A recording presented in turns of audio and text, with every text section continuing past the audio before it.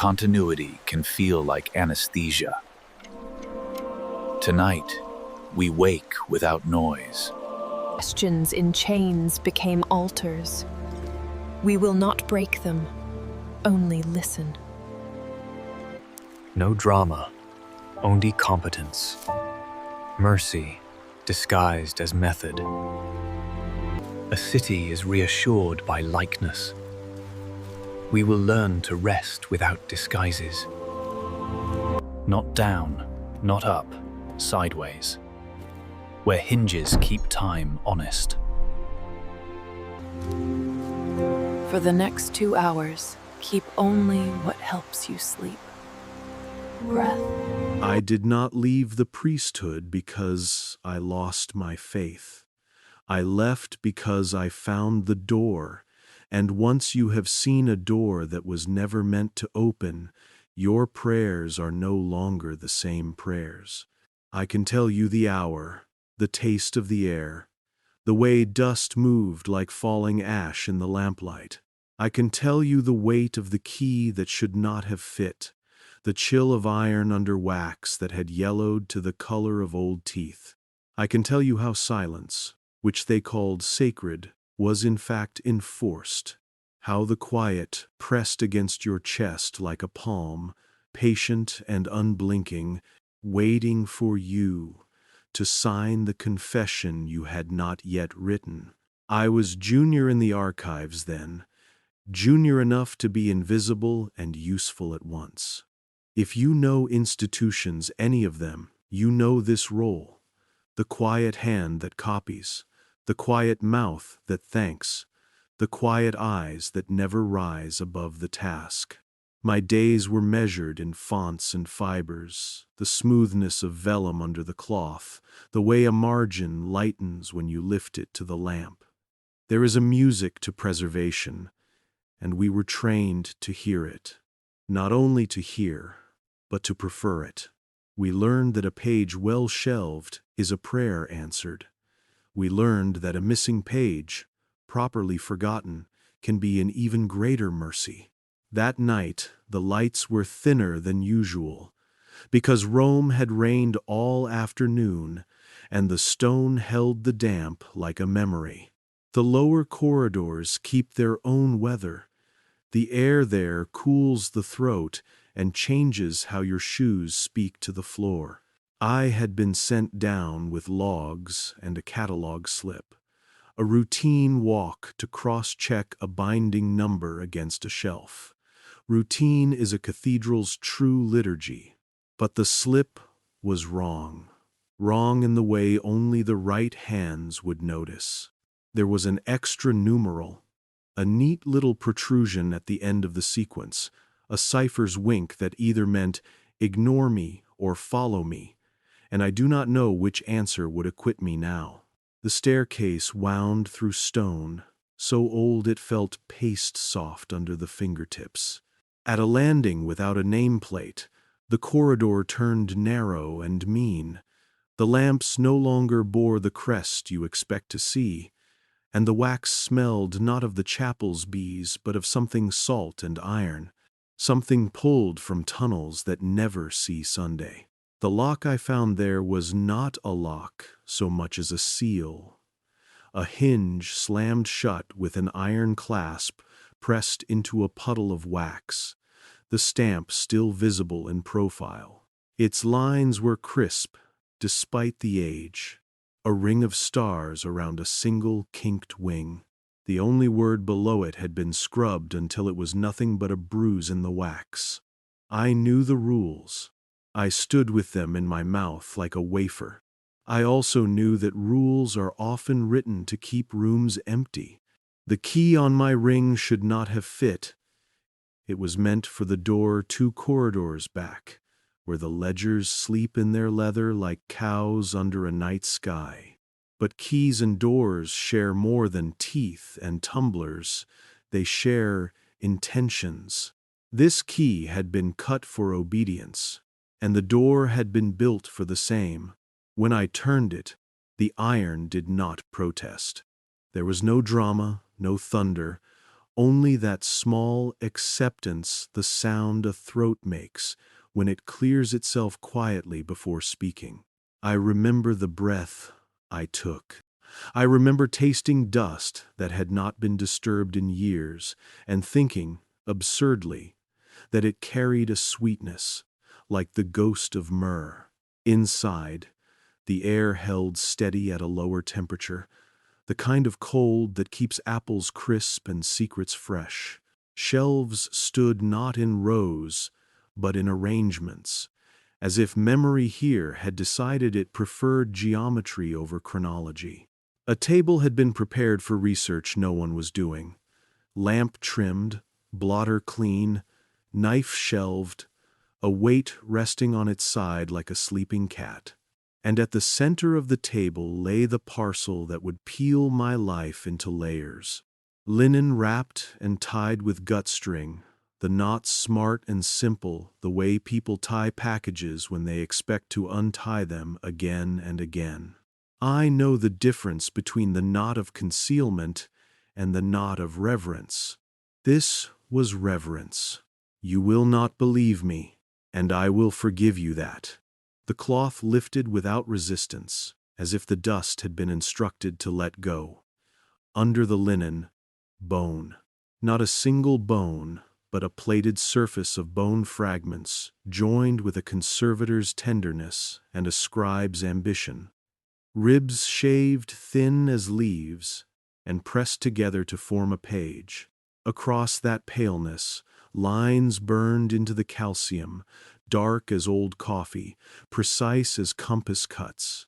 Where parchment has pores that you can tease into transparency with the right oil, bone has an intimacy that is not skin, not paper, closer to bark, closer to horn, closer to something that remembers being alive when you ask it a question.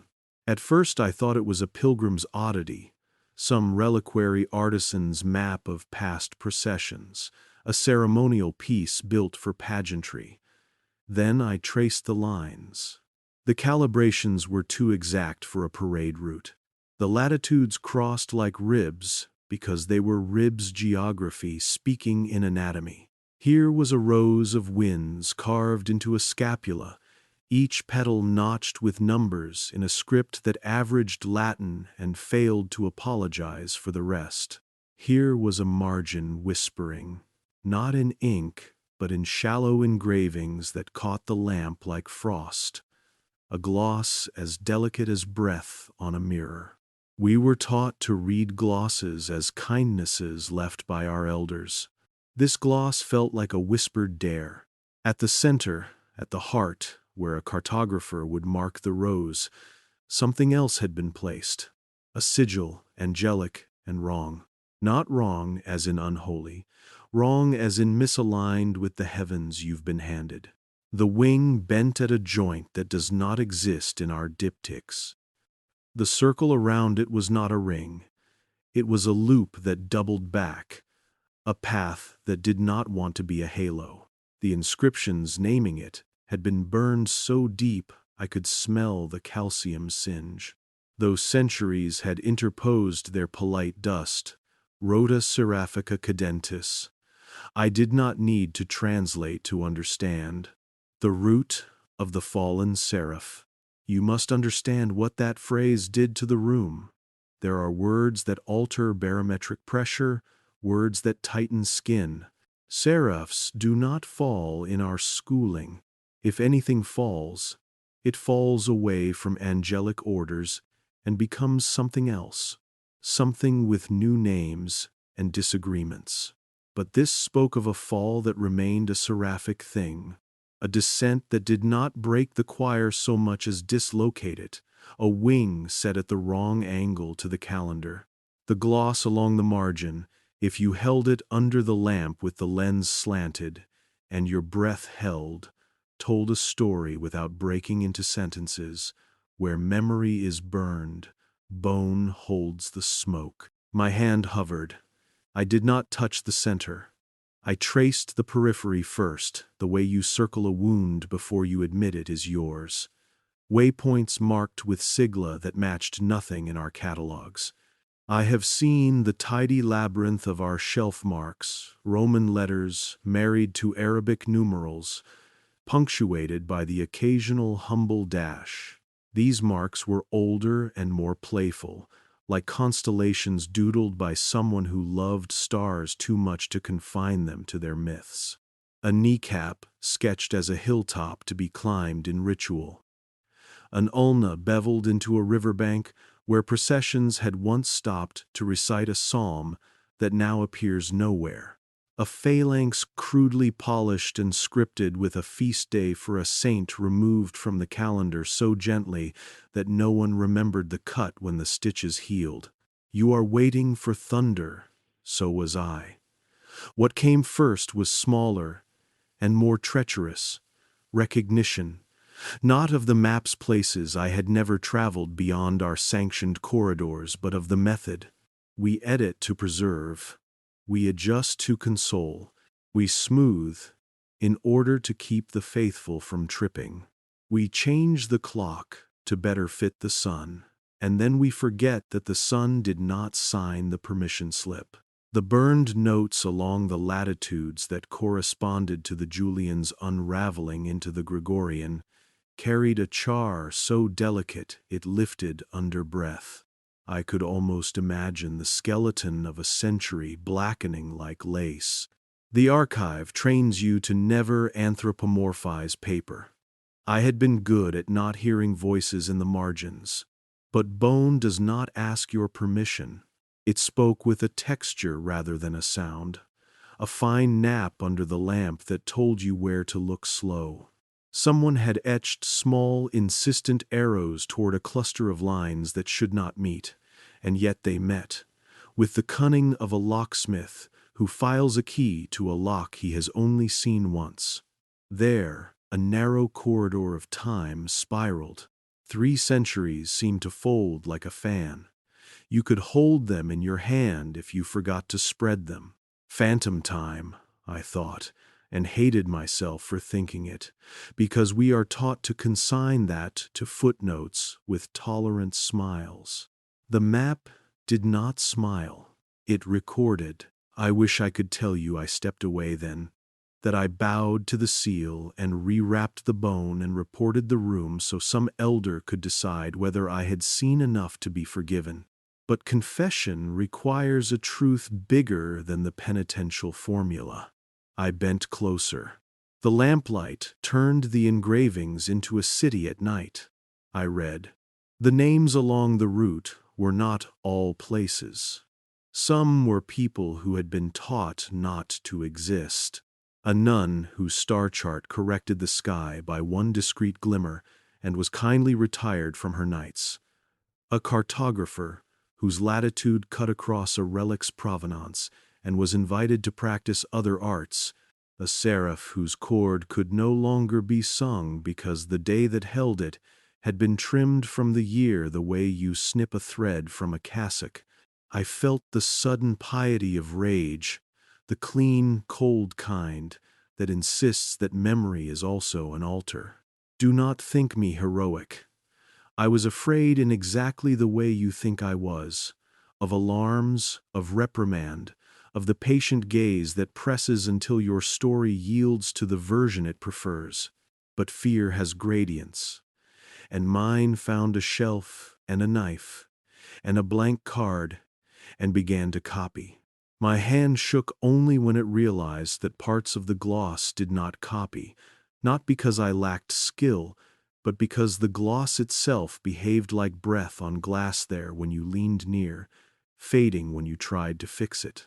There are texts meant to be learned by the lung and the larynx, not by the pen. There are maps meant to be held in the dark.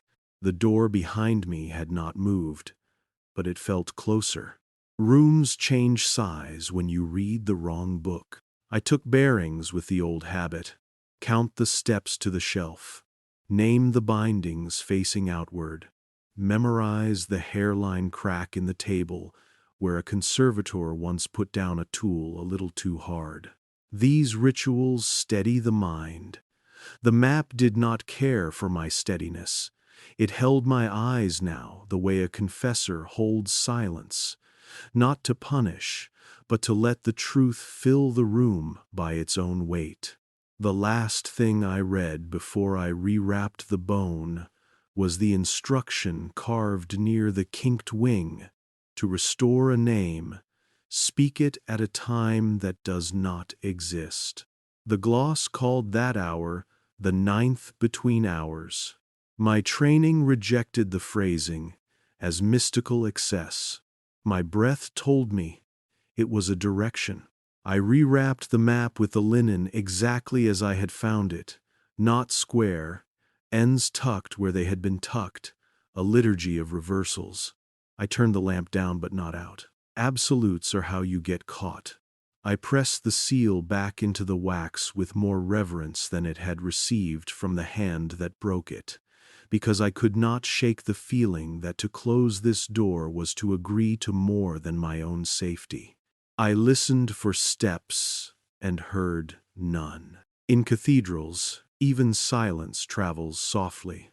When I reached the corridor with the lamps that wear their crest proudly again, I stopped and leaned against stone, older than our titles.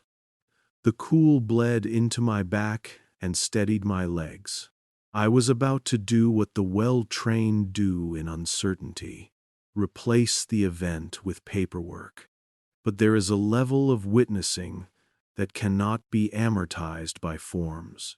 I knew before I admitted that I knew that I would return, not because I wanted to be a villain in a story with secret rooms. I am weary of those stories. I would return because the map had taught me a grammar my nerves now recognized.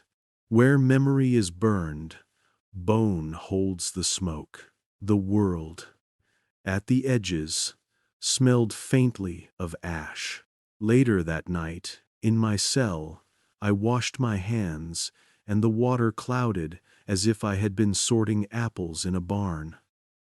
The fine powder under my nails refused to leave. I thought of the saints we retired with the kindness of a librarian. Duplicates, we said. Consolidations, we said. Harmonizations, we said. As if song required fewer notes to be more holy. I lay down and closed my eyes and saw the kink in the wing as if it were drawn on the back of my lids.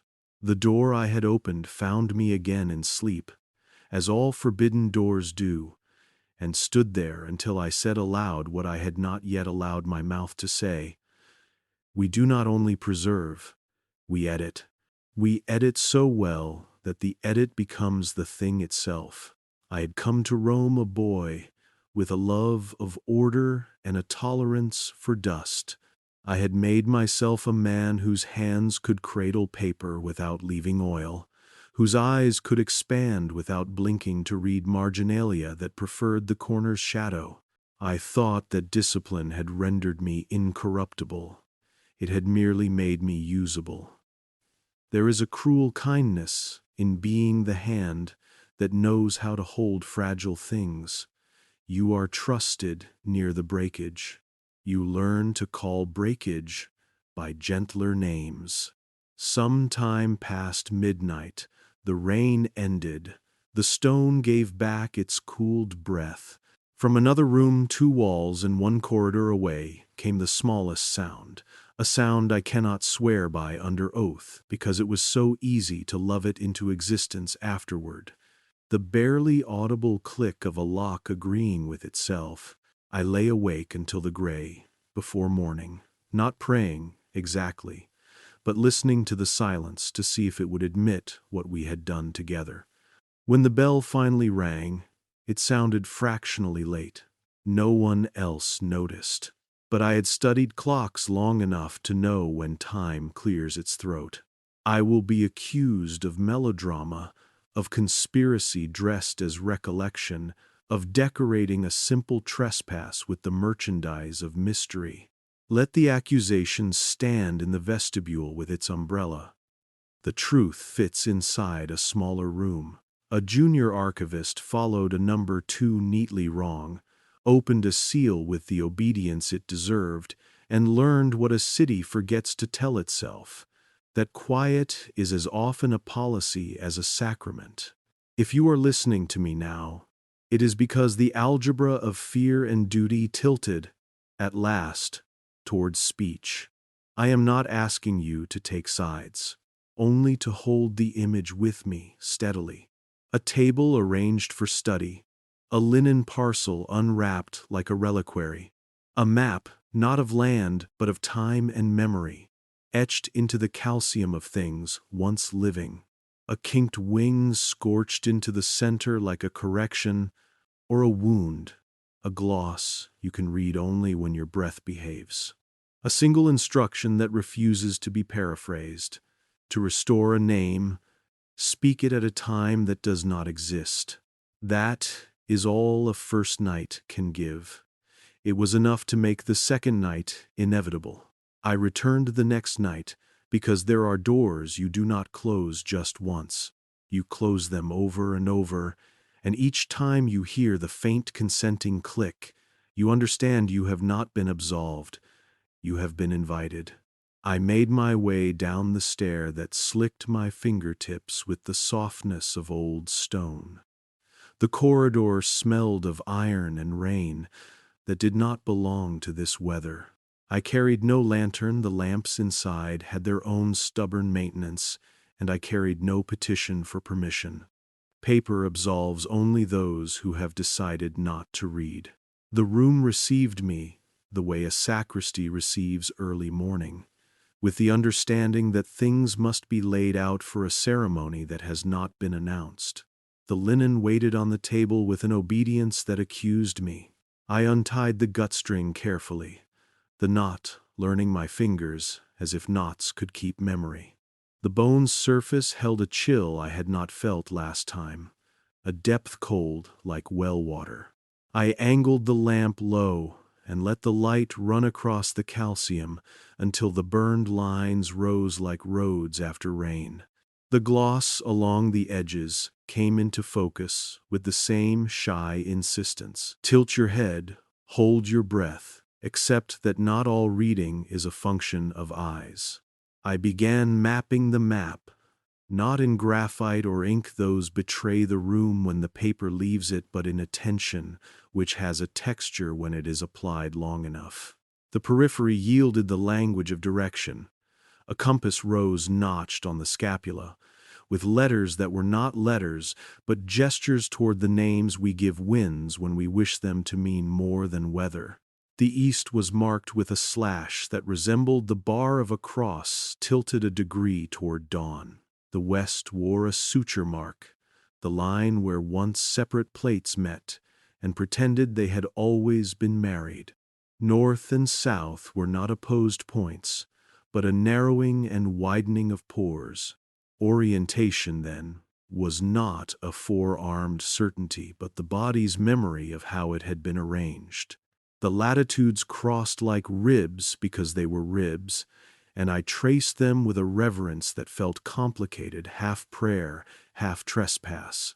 Numbers pricked the lines in a hand that had been taught to hide itself, the way a good scribe learns to make his script an instrument rather than a signature. These numbers did not obey the comfortable tyranny of the modern coordinate. They swayed, they shivered, they admitted the earth's hesitations. I recognized some monastery names, though they came to me like faces glimpsed on a train, familiar without being placeable. Others were not names at all, but verbs, turned into proper nouns. The house of being, left alone, the gate of decent errors, the field of judicious silence. You can shelve books under such terms, you cannot audit them. I drew closer to the center only after I had circled the wound again. The sigil of the kinked wing refused to normalize under study. The loop around it doubled back with an almost moral insistence, as if Halo had learned once to be a road and now would not forget the usefulness of returning. Around this, carved deeper than the rest, so that the smell of singe still clung to the air, lay tiny notches like the teeth of a key. Each notch corresponded to a word in the gloss, a word that appeared only when I held the lamp lower than comfort allowed. Ask the mirror if it remembers your face. Mark the star that is missing, and do not draw it in. At the midpoint, change the hand you use to count. At the turning, do not turn. Permit the world to do so around you. Instructions that read like paradoxes, until you admit that measurement and mercy have always argued. When I dared to read the first true waypoint, I met not a place but a person, Soror Aurelia, who charted backwards the path of Venus to prove the year had been made spare by hands too eager with their knives. The bone recorded the coordinates of the observation tower, where she had drawn the sky with her breath frosting the lens. It recorded, too, the redirection of her vocation after a gentle conversation in a parlor whose curtains drank afternoon light like sacramental wine. There was no malice in the record. That was what undid me. It was an index of kindnesses weaponized by habit. You must sleep more, sister. It is not good for you to be the only one awake when the morning comes. There are other psalms you could sing that require less attention. The root moved on as if lightly, but the calcium held a duller shine there, as if the bone itself had tried to keep the warmth of her breath and failed. I followed the line to a chapter house whose name the map did not print, only suggested with an etching of interlaced fingers' hands that promised a pact and then performed a blessing instead. There the gloss thickened. Here 3 songs were joined and called one to spare the novices confusion. The hymn that did not fit slept under the stairs. Under that, a subtler line, carved with a tool so sharp it left almost no raised edge. When you sing the 3, leave a pause where the 4th used to be. Leave it long enough for your hearing to ache. The map expected the reader not only to move through space and time, but to keep liturgies of absence. I realized, with the dizzy shame of belated honesty, how many pauses I had filled in my years of service, how many aching moments I had mistaken for mistakes and kindly repaired. A burn mark crossed the ribs where the calendars changed their names. You could trace the Julian unraveling into the Gregorian by the way the soot gathered, the way it smudged and then thinned, as if the century had been shaved to fit a better suit. Here the gloss abandoned decorum and became almost frank. A step to match the sun is still a step, and steps leave prints. Name what you cut, and you will keep what you intended. Cut without naming, and you will also cut what you did not intend. The bone did not rage at reform. It merely documented our failure to speak aloud the collateral of precision. The missing feast days, the saints retired with librarian tenderness, the astronomical small print, these were not sins in the theatrical sense. They were the cost of keeping everyone on time, and the bill had been filed where no one would be tempted to look, under mercy. In the northern quarter of the map, northern not by compass, but by the grain's quiet insistence, the etchings gathered in a narrow braid. The corridor of suppressed texts, the gloss called it, employing for once a title without metaphor. Familiar names blinked like censored constellations, Thomas and Mary, and fragments of deserts that prayed with both hands open. The bone refused to moralize them. It simply used their letters as milestones for the route. Walk until you are tired of certainties, it seemed to say. Then sit and let the text you were warned about read you.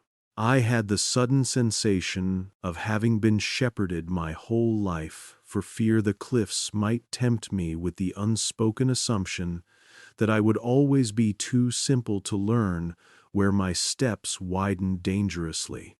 I had not been taught to distrust cliffs. I had been taught to distrust my own feet. There were symbols I could not decode, not because they were obscure, but because my education had made certain gestures unthinkable. A star in the margin that was not a star.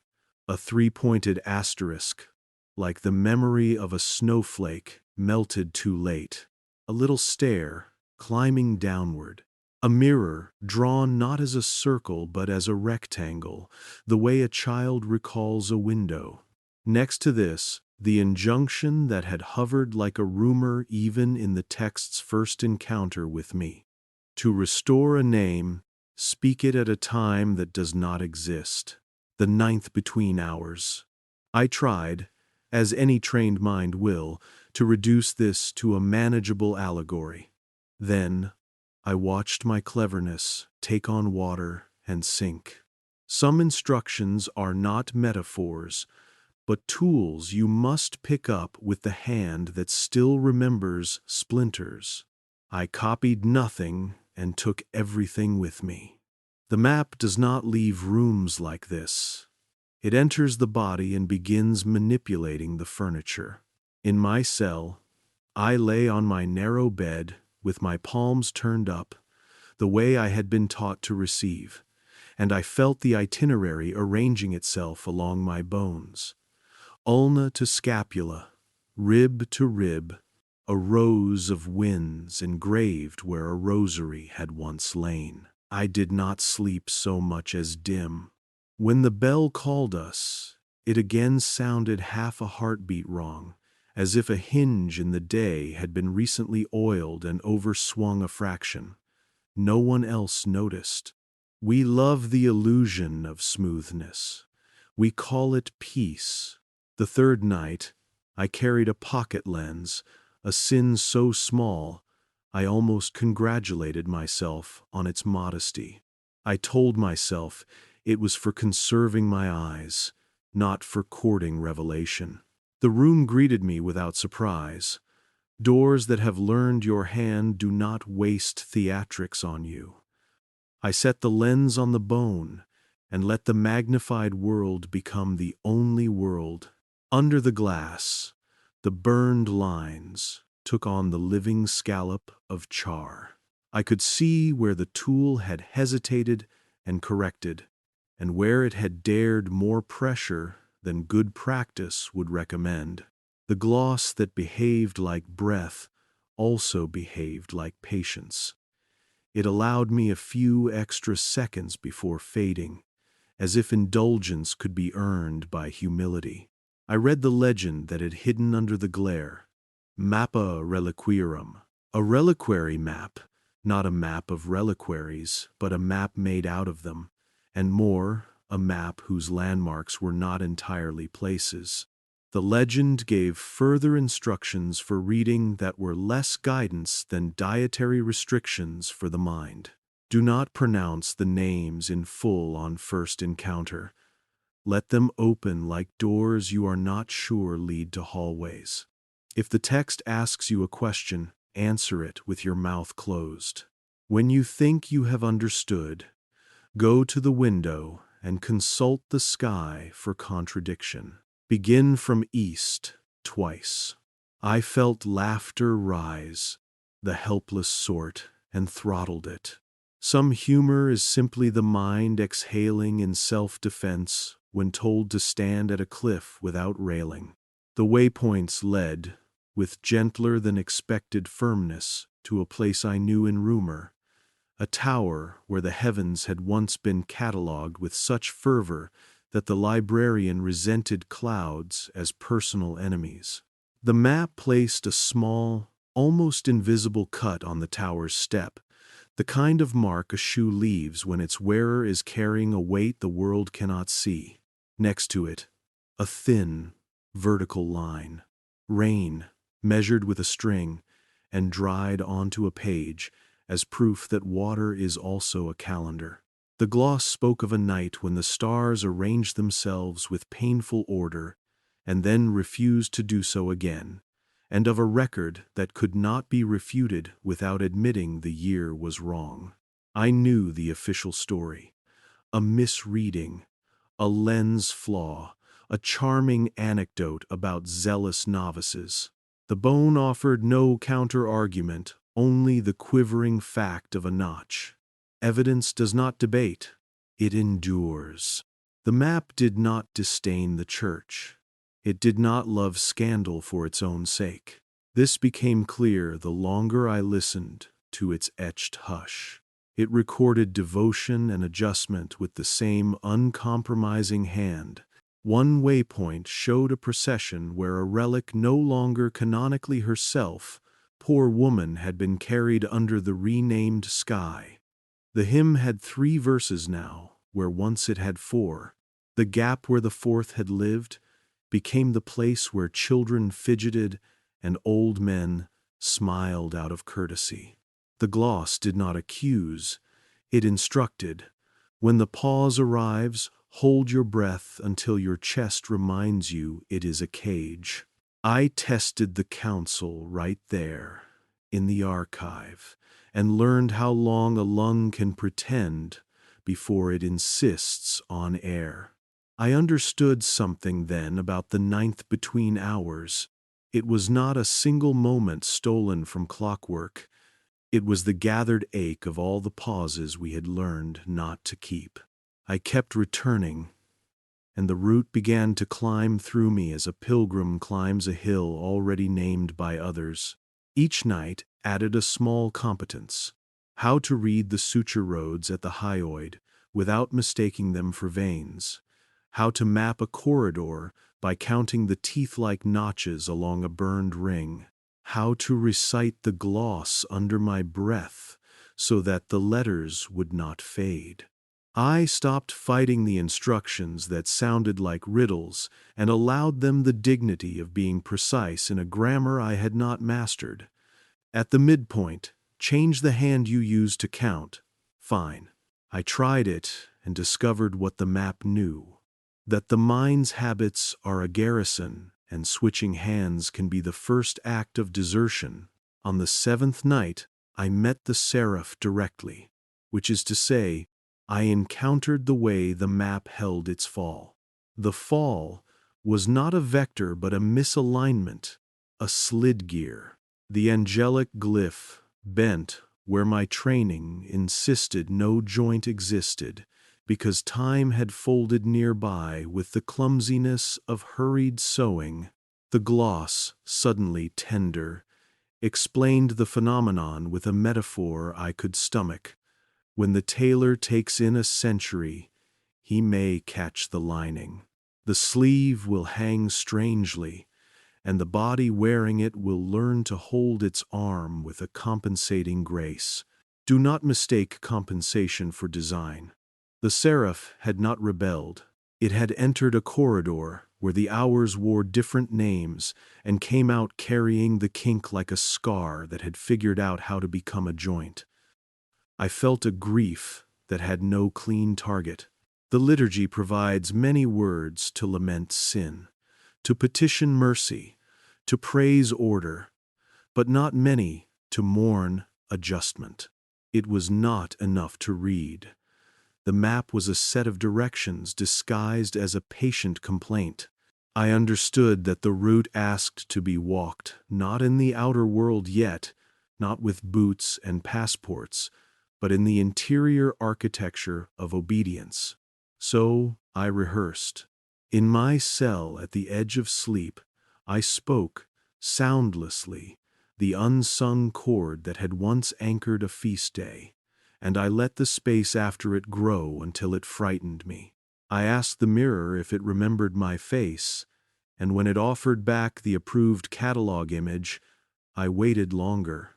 The reflection clouded, as if the glass had learned the breathing trick, and for a moment my face was younger, not in years, but in the angle with which it looked at doors.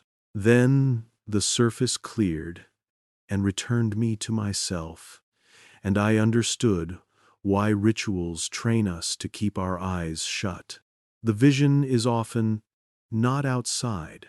Evidence accumulates until it acquires the density of decision. On the 9th night, Putting the linen aside felt less like unwrapping and more like drawing back a veil from a patient who had agreed to be examined. The route now headed toward the midpoint, a place marked in a hand suddenly more emphatic, a clock tower that predicts crusades as if they were storms. I knew this tower. Everyone does. We have made postcards of its stone. But the bone drew attention not to its face or its chime, but to the small door 2 floors below the bells. A door painted so exactly to match the wall that most cameras do not resolve it. Next to the door, a sigil, a dot, inside a broken circle like a halo taught to function as a hinge. The gloss's instruction there was as domestic as it was unearthly. If you arrive at noon, come again at noon. I laughed aloud and then covered my mouth. Some commands wear simplicity, like armor.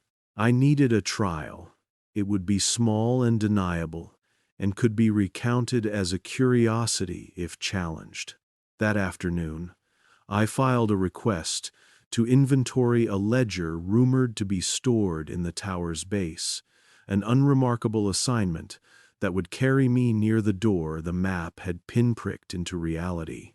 When the duty hour came, I climbed the spiral staircase with the measured humility of an archivist doing his nameless work. Noon pulled itself across the city, the light making a candied brightness of domes. At the appointed floor, I paused. The wall looked like wall. The door looked like paint, pretending to be stone. And then, because I had practiced changing the hand I count with, I saw the hinge in the halo, a hair's breadth of shadow where paint could not lie convincingly. I let my knuckles find the rhythm the map had indicated, the soft triplet of 2 and 1, a meter that no liturgy uses because it refuses to square itself to march. The wall offered a click, not of opening, but of mutual recognition, like 2 clocks agreeing to be wrong in the same way. I did not go in. Courage shows off. Obedience waits for the room to know your name. I recorded the sound in my body the way the map records burns in calcium. I descended, returned the ledger with the crisp placidity that institutions love in their hands, and went back to the archive when the lamps could again belong to the night. The bone waited. I told it not aloud, not in any word a recorder could catch, that I had found the hinge. The lines burned in their ancient coffee dark did not change, but the gloss lingered longer than usual, as if faithfulness could be something as simple as giving a reader a few more seconds.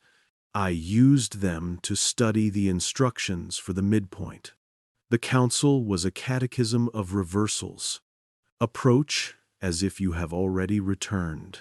Carry nothing that has a name you did not give it this morning.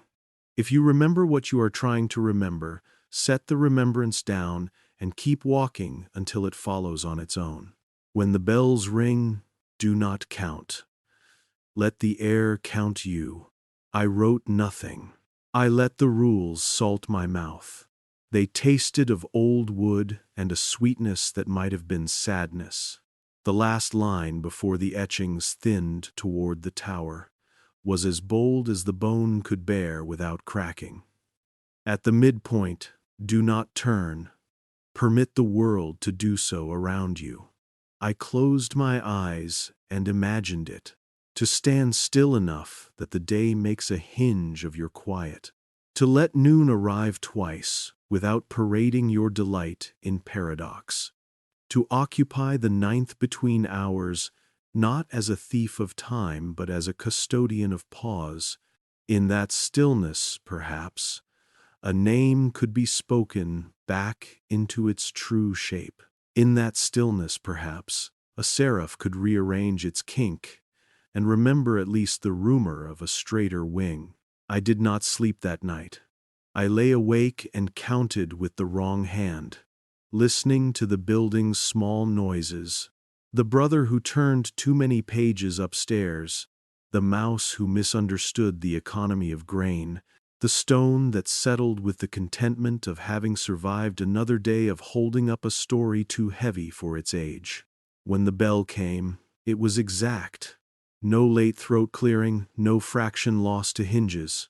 Precision can feel like a reprimand when you have begun to love the benign disorder of honesty.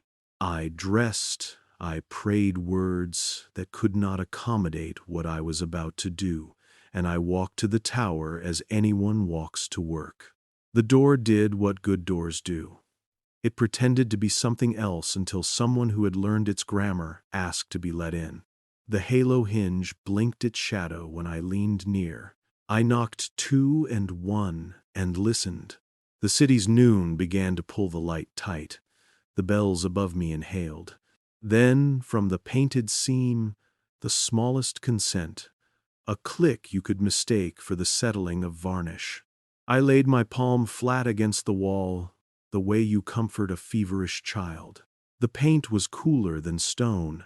If this were a different kind of confession, I would tell you I went in. That I found, behind that disguised door, the exact room the map implied. A narrow chamber with a window that admitted the thinnest wedge of sky, a clockwork with teeth filed to accommodate centuries, a ledger of names that had been retired with surgical tenderness, and perhaps such a room exists. The map does not lie. But the route I had chosen, the one the bone urged with its fine stubbornness, did not ask for conquest. It asked for fidelity to the hinge. It asked for me to be present when noon turned twice, not as a thief, not as a tourist, but as a witness capable of saying the name of a thing without claiming it. So I stood. I let the bells ring. I did not count. I permitted the world to turn around me. When the sound faded, it left a pressure change behind, that subtle vacuum that follows a loudness the way the sea pulls after a breaking wave. In that vacuum, something almost like a chord brushed the air, unsung, unprintable. Not a note that a choir could hold, but a contour along which breath could travel. I did not say the name I had been hoarding. I let the pause say it for me. Sometimes you honor a gloss by refusing to paraphrase. I returned to the archive as if to a patient who had learned to trust the doctor enough to be honest. The bones burned roads did not praise me. Maps never do. They simply adjusted their hospitality. The gloss no longer fled so quickly. The instructions for what came after the midpoint became legible without tricks of lamp and lung. When you leave nothing behind that belongs to no one. When you speak, do not arrange your words as alibis. When you remember, prefer edges. The center will be given to you in its time. The seraph's kink, seen now through a lens and the thinnest layer of experience, looked less like a mistake and more like a reminder that even in heaven, if you stitch years you did not live through to years you did, the sleeve will not hang right. I write this as a man who once believed that the world's holiness derived from its uninterruptedness. I believed that preservation was a spell against fracture. The map taught me a more difficult reverence, that truth sometimes requires the recorded listing of our adjustments, our edits, our tender retirements, and efficient silences. The Relic-Bone Map did not demand my outrage, only my accuracy. It asked me to be present at hinges. It asked me to count with the hand that makes me awkward. It asked me to endure pauses long enough to feel the cage of my chest and not resent it for keeping my heart where it belongs. Tomorrow, or whatever name the 9th between hours allows days to give themselves, I will walk the next segment of the route. I will carry nothing I cannot name. I will expect no thunder, and if I am blessed, I will hear none. I will permit the world to turn around me, and, in the turning, I will learn again what every archive knows at the level of its dust, that where memory is burned, bone holds the smoke, and that smoke, if watched with the patience of those who refuse to look away, can begin to resemble the shape of a wing remembering how to fly. They warned us gently, as if tucking in a child, that some shelves were context only. Context is such a courteous word for offense. You can lean on it, admire the view beyond, even photograph it in certain lights. You are not meant to cross. The Relic-Bone Map did not leap fences. It annotated hinges. And once you learn to recognize hinges, you stop believing in closed rooms. I began with the corridor the gloss had named without metaphor. The corridor of suppressed texts. Rooms braided into rooms, light grading into dusk, halfway down each vault, as if illumination itself were on a ration. On the nearest lectern lay a codex we were trained to call edifying, if asked, forgettable if left alone. The cover smelled of oil and hands, but the bone had marked the hinge 3 shelves below, where bindings wore chain scars like healed bracelets. There, in the marginal shadow, I found the first layer. The book that was not a book had never been catalogued as text. Its label read Repair Bundle. Twine cinched around a stack of leaves, wrapped in cloth like a shy loaf of bread. The twine untied with the discreet relief of something finally being allowed to breathe. Inside, 3 fragments, different hands, different centuries, different tempers. We had taught ourselves to keep them separate, because separation keeps edges from arguing. The bone's burned arrow told me to lay them in a single line and read them as a choir. The first fragment carried a voice the index insists never existed.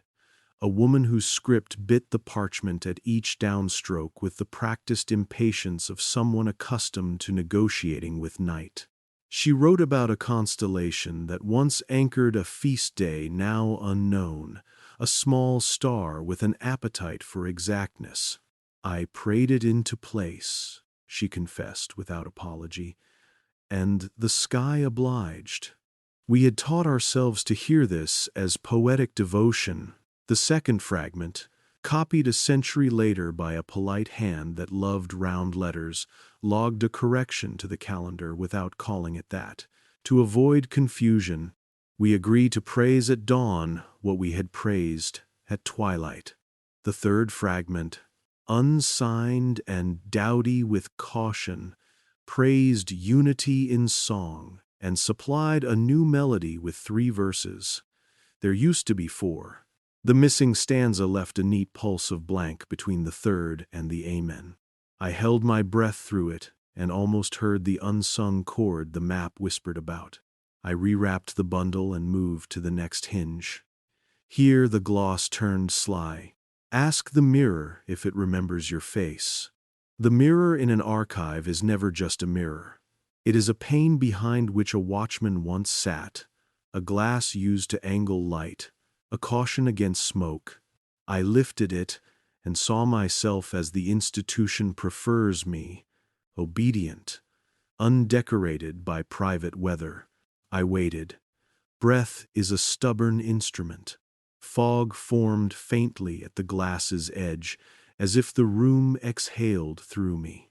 My face blurred and reassembled, one detail at a time, like a witness returning under careful questioning. The second layer revealed itself, not in the mirror, but in the margins of a nearby index card. A notation made in pencil, and then erased so gently the fibers kept the pressure without the lead. Shelved once with APOC, returned to devote by request oral. The handwriting belonged to a man who prided himself on clarity. The smudge was not his. We had rubbed out the word and left the wound.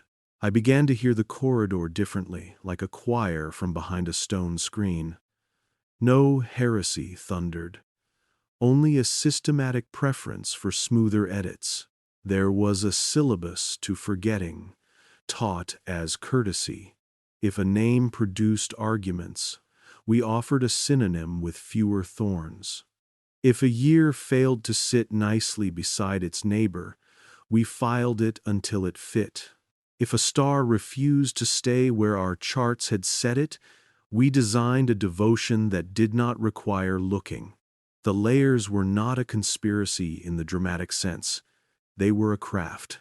And like all crafts carried out over centuries by conscientious hands, they built a cathedral whose stones no one living could lift alone. The map urged me deeper. The air cooled. Books ceased pretending to be pastoral and became administrative. Ledgers, registers, schedules of observances, memoranda in which very polite men instructed other very polite men to move a shelf into a room that used to be a window. On one page, a brimful kindness. Let Brother A rest from the night watches. The heavens have been heavy lately, and his good zeal needs day. The next leaf, in a different hand, remapped the same instruction onto the sky. Observation suspended for fog. Resume when peace returns. Peace had become a meteorological term. Fog had become the name for disagreements between telescopes and calendars. I turned a leaf with both hands. A small slip fell, one of those catalog slivers that flash like fish when they flee. On it, the tiniest script the archive allows, Rota SC Ref, removed from public index, C Priv, case file 11. Psi I, Rota Seraphica Cadentis reduced to initials, as if time could be kept from glancing their way by embarrassment. The date glowed like a weak ember. I traced its ashes to a shelf that didn't exist, except the wall still remembered the weight, a shallow rectangle of stone slightly lighter than its neighbors, the way a wrist keeps the pale band of a bracelet it no longer wears. The third layer often announces itself as absence with posture. There were other layers, harder to admit. We call them courtesies. A librarian's pencil, testing the grain of a blank card, leaves a faint square of gray in the top right corner. This means the hand was thinking of nothing as it prepared to think. On a dozen cards in this corridor, the same square appeared, and then, strange to say, in a place that worships the neat smudged deliberately. The mind had been trained to pass through that blank, the way a procession passes a stoop. Someone had taught the hand to pick up a veil, then had scolded it gently to set the veil down and discuss something else. I would love to hand you a smoking decree, a letter in which a prince of the church laughs about erasing centuries. The bone gave me a subtler evidence. Fibers that refuse to forget pressure, a corner that remembers being tested and redirected. And of course there was time. The Julian's old firm gentleness, the Gregorian's precise lithe step. We, meaning men I would have once named with admiration, did not simply adopt a better clock. We retimed feasts, relocated anniversaries, retired days that failed to shine when placed beside new ones. Our reasons were practical and secularly beautiful: to keep ships off rocks, to bring harvests into accord with the sun's honest stubbornness, to let astronomers and bankers and bakers mean the same thing by Tuesday. The map paid the bill we forgot. Where a day is moved, a meaning is marooned. Where a century is shaved, a cord loses its anchor and floats away like a bell untied. The gloss did not accuse the calendar of sin, It documented grief. Name what you cut, and you will keep what you intended. Cut without naming, and you will also cut what you did not intend. I tested the sentence under my tongue and tasted iron, as if language itself had bitten down to stop from saying more. The corridor bent into a cul-de-sac of chained books. Their iron links looked theatrical until you noticed how the wood beneath each collar wore a permanent groove. Bodies, not ideas, had made those grooves. Repeated returns, dutiful readings, the slow labor of copyists who believed that fidelity is a kind of heat. I opened a volume I had opened in my early years without hearing it speak. Now it sang 3 notes I had never recognized. A hymn spliced from 3 earlier hymns, the sutures polished until they shone. The footnote abbreviations, apologies. The old librarian's shrug explained that the composite spared novices confusion and reduced duplication. I closed the book and kept my eyes shut for the duration of the missing 4th verse. The pause changed temperature midway through. In its cool center I felt a small pressure, like a fingertip pressing against a bruise, not harm memory testing its own tenderness. You will ask, where were the villains? I looked for them, sincerely, with all the appetite a man has who wishes to be relieved of nuance. But the layers preferred dim hallways and good intentions. A bishop's marginal note. Retire Sancta E from local calendar. Her cult duplicates Sancta L and confuses rural piety. A scholar's gracious apology. It pains me to correct Brother A's heavens, which are so beautifully drawn, yet the night obliges precision, and God too loves clean lines. A rector's practical decree. Sing the 3. We did not twirl mustaches, we straightened picture frames. In doing so, we hid the nail that held the picture to the wall, and then we forgot the nail, and then we forgot the hole. The 4th layer lived in the way books, teach men to look away. A shelf of paraliturgical helps, little pamphlets designed to occupy hands and hush minds during long vigils, contained a page of holy distractions for restless novices. One line advised, fixing your eyes on the nearest bright thing and calling it a star for the duration of a psalm. A mercy, perhaps, but the gloss on the bone would have called it training, a habit that later allows adults to swap a vanished constellation for a candle and not feel cheated. You see what you practice seeing, the map's margins whispered. You forget what you practice forgetting. I felt the little grammar muscles in my mind resist. Conditioning is a liturgy, too. The 5th layer was a person. He had no book, only a ledger of paper circulation with his initials in the margin beside the same title for 27 years. He had signed the volume out and returned it 3 days later, nearly every season, the way some men return to a shoreline to confess to the tide. The title was a chart of eclipses. The year after the calendar changed, his returns ceased. In the column for user, a new hand mine, if I had been born in his century, took his place with cheerful regularity. The ledger did not accuse me. It taught me a posture, how to bow under the weight of a thing you cannot prove to anyone else. I bowed. The last layer of the corridor presented itself as a stain. It had spread in a faint oval across a vellum map of the North, the kind of stain that conservators photograph and label and threaten gently with gentle things. The stain, tested, proved water and wax, those 2 ancient elements of retrieval and sealing. But in its shape, under raking light, the stain remembered a thumb. Someone had pressed their seal too close to the chart's edge on a night when stars argued, and the wax had fallen like a tear. In the wax, briefly, a print had lived.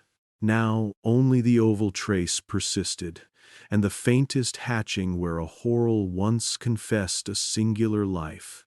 It was not evidence in the courtroom sense. It was proof in the kind that matters when a man must decide whether he is alone. Alone? Yes, and not. I did not take notes. The map had cured me of souvenirs. Instead, I breathed the instructions the gloss offered for leaving such rooms. When you depart a corridor of suppressed texts, carry nothing that has a title. Titles are handles. Handles make arrests easy. If you are asked what you saw, answer with a question the room would approve of. When your mouth wants to say apocrypha, let it learn waypoint. The conversion felt like moving a weight from one shoulder to the other and discovering it belonged across both, like a sash. Outside the corridor, the archive resumed its well-behaved quiet. Shoes clicked the way shoes click. A brother sneezed in the polite way priests do, like a dictionary being closed. I kept walking until I reached the staircase that had taught my fingertips what paste-soft stone can feel like.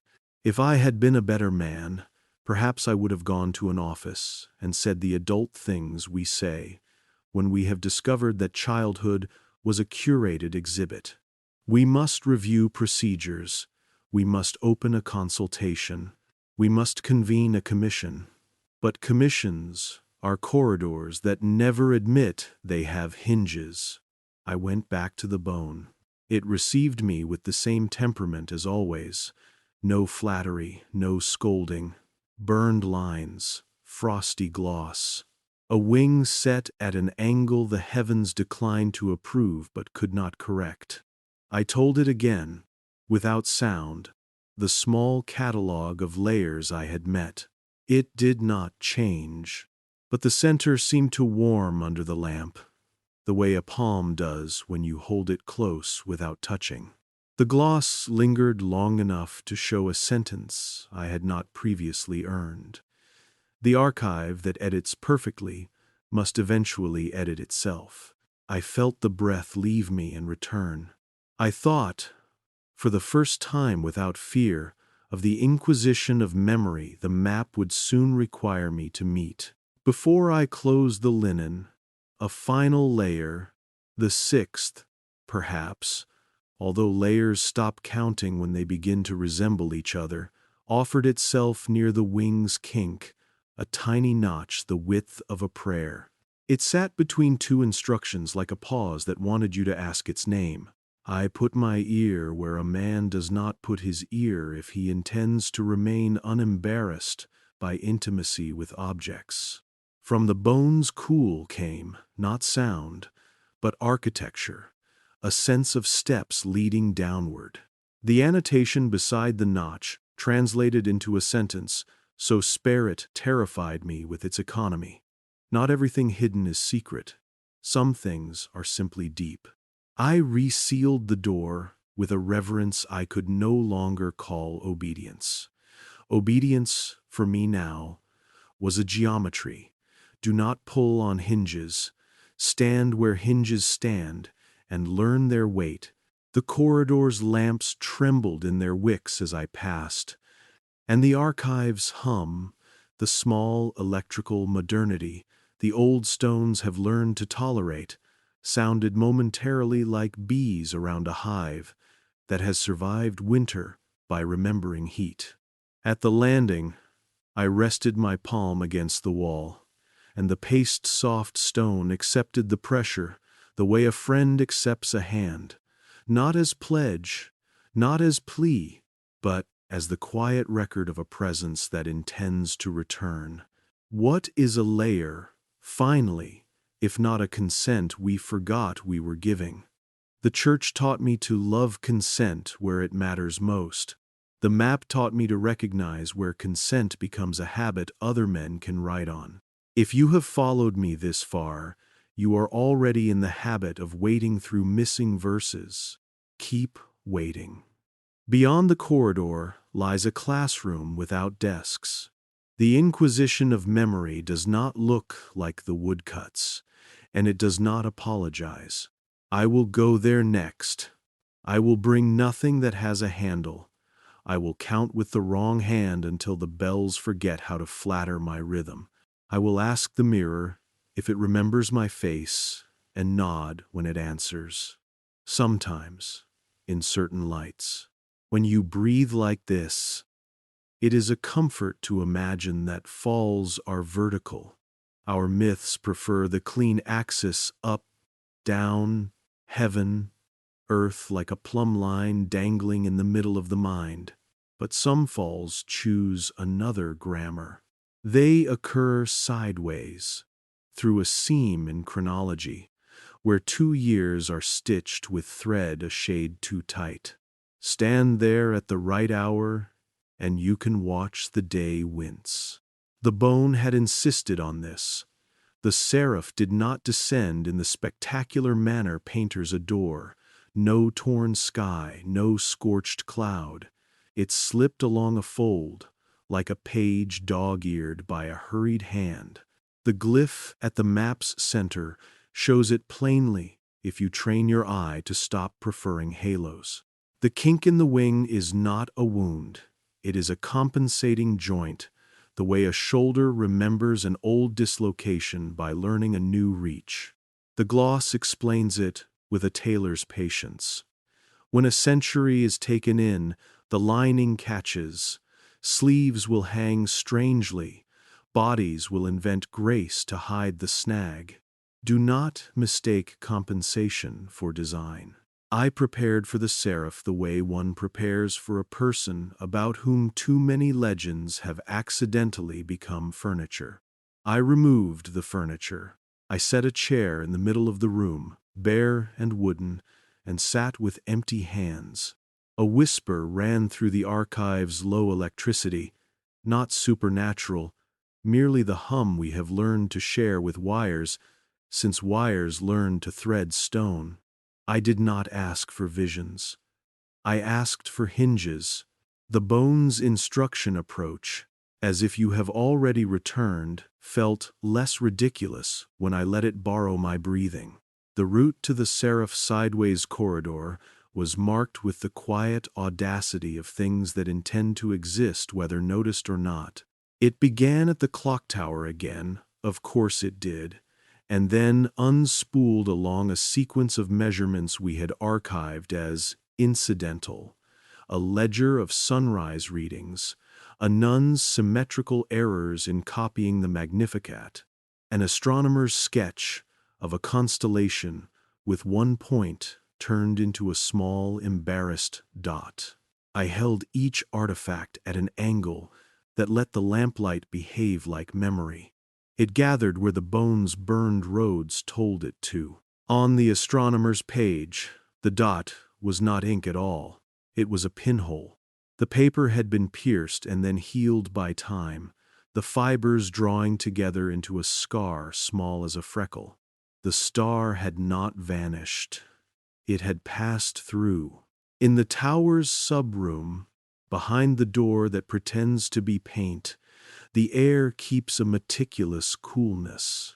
I have not entered. I have learned to stand at thresholds as if they were altars. Noon does the engineering, not I. When the bells inhale, their breath pulls at the hidden hinge. The first time I allowed the hour to fold across me without counting, I tasted metal. The second time, I tasted stone. By the third, the taste had no name and needed none. The bells taught my ribs where to stand when the day performs its small surgery on itself. When the seam opens, it does not part like cloth. It thins. The room acquires a depth that is not distance. Corners become more themselves. The window's light narrows, and then briefly learns generosity. In that generosity, sound loses its edges. I could hear the young priest 2 floors below, reciting a litany he believed only his mouth could hear, and I could hear the roof, which believes nothing except gravity, relax under the labor of chimes. I could hear the clock's escapement do something clocks only do when forgiven: hesitate, and forgive itself for hesitating. Into that forgiving pause, breath entered as if it had been late for a long time and finally allowed to arrive. The seraph did not appear as a picture. I am grateful. Pictures conclude too quickly. Instead, presence entered the room the way water enters a stone when you leave it long enough in a river. Slowly, punctually, without drama, until you cannot say when the change became the state. The kink in the wing announced itself as a geometry before it conceded any name.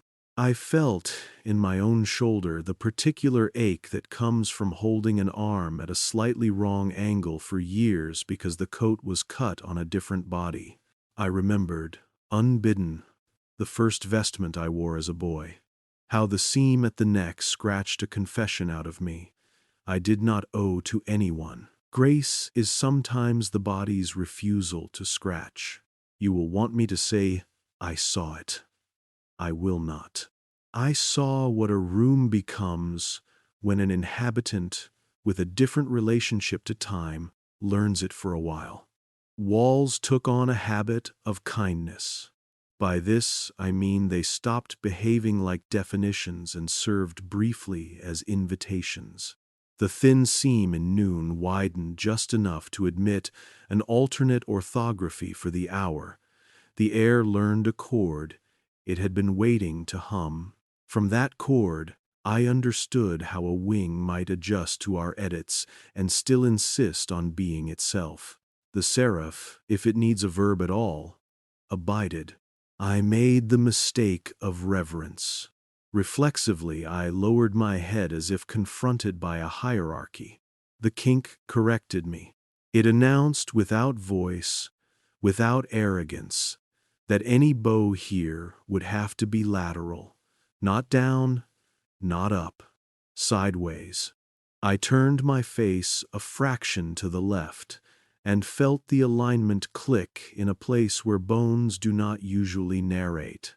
The map had prepared me with its petty instructions that had at last revealed themselves as liturgical. Change the hand with which you count, mark the star that is missing, and do not draw it in. Ask the mirror if it remembers your face. I had mistaken pedagogy for riddles. The riddles were measures, the measures a mercy. They taught me not to impose a vertical grace on a sideways guest. There is a tone of confession that cheapens the gravity it borrows.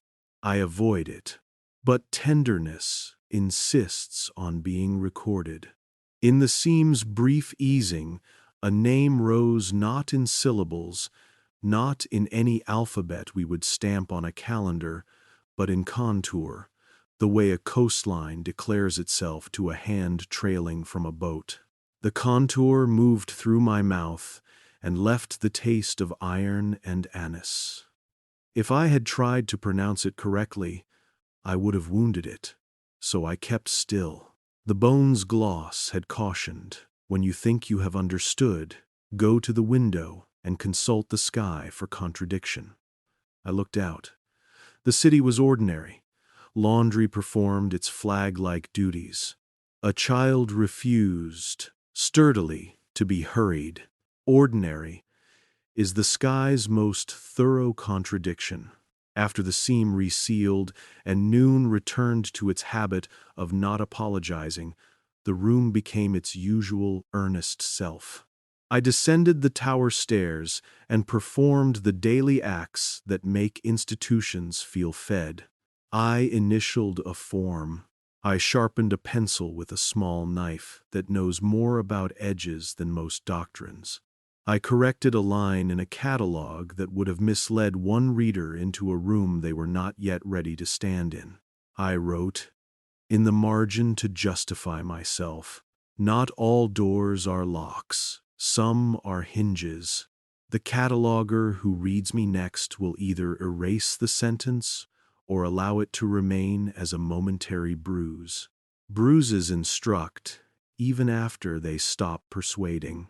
Back at the bone, the Seraph's corridor thickened with detail, as if the map felt permitted to clarify now that I had stood in the hinge without demanding a miracle. Waypoints conferred their fatigues. A cloister's sundial bore a scratch that moved against the sun explicitly on one day of the century that the calendar later removed. A cantor's score preserved a breath mark where the unsung verse used to live and noted, in affectionate script, "Novices always question the pause here. Do not scold them, teach them to want it." An abbess's letter refused to be angered by astronomy and instead asked whether accuracy might be taught as devotion rather than rebuke. On the back of her letter, a child had drawn a wing with a kink because the page had a fold. I felt tears begin in the clean way. Tears begin when meaning and accident consent to share a bench. Then came the instruction that undid me because of its simplicity. Carry nothing you cannot rename in this hour. I had thought I was good at renunciation. I believed I had set aside career and certainty and the petty decorations with which men bargain for dignity. But renaming is more severe than surrender. I sat with a list: vestment, duty, obedience, faith. The only word that survived without flinching was breath. Even that would have to learn to travel sideways. I practiced with smaller nouns. The chair became not chair, a place where knees can remember standing later. The door became not door, a hinge that has volunteered to be mistaken for a boundary. The clock became not clock, a machine for translating consent into intervals. When the exercise threatened to become cleverness, I stopped and stared at my hands until they admitted their age. The Seraph had not asked for originality. It had asked for refusal to perform the old confidence tricks on time. There is a classroom without desks in this archive. You arrive by failing to arrive somewhere else. The syllabus consists entirely of pauses written on the back of other people's sentences. The instructor is a room. Attendance is recorded by dust. The lesson I received there the afternoon after the hinge taught me its chord was brief enough to memorize in one lungful. Sideways things require flanking guards of silence. Down and up, protect themselves with spectacle falling leaves, rising smoke. Sideways changes rely on attention that cannot be photographed. Hold them with your peripheral vision, name them after they leave. I tested the counsel on the Seraph's route by reading the map without looking at its center. The kink announced itself more plainly from the corner of my eye. See and do not stare. Attend and do not demand. When I finally allowed myself to meet the glyph again, it had acquired the smallest courtesy, a second loop inside the first, like a concession two reasonable minds make after they have argued to fatigued affection. I did not weep. I let my tongue rest against my teeth, the way a word rests before it decides whether to belong to the mouth or the air. At dusk, the archive's kind, which is less a time of day than a quality of lamplight, the root asked something extravagant and then excused itself for asking, if you wake at night, walk the corridor of suppressed texts in the dark. Count with the wrong hand. Stop where your body becomes a hinge. I woke, I walked. Darkness in such rooms is not absence. It is concentration. Books breathed like animals sleeping under winter. Chains on certain lecterns relaxed their theater and admitted their substantiality. At the shelf that once carried the bundle of 3 cut hymns, My body understood a thing it could not have learned in light. The missing verse is not nothing. It is the weight the other verses lean against to learn their balance. In that knowledge, I felt, like a distant weather in bone, the seraph's accommodation. How a choir might continue to sing, keeping time with a calendar that had forgotten to explain itself.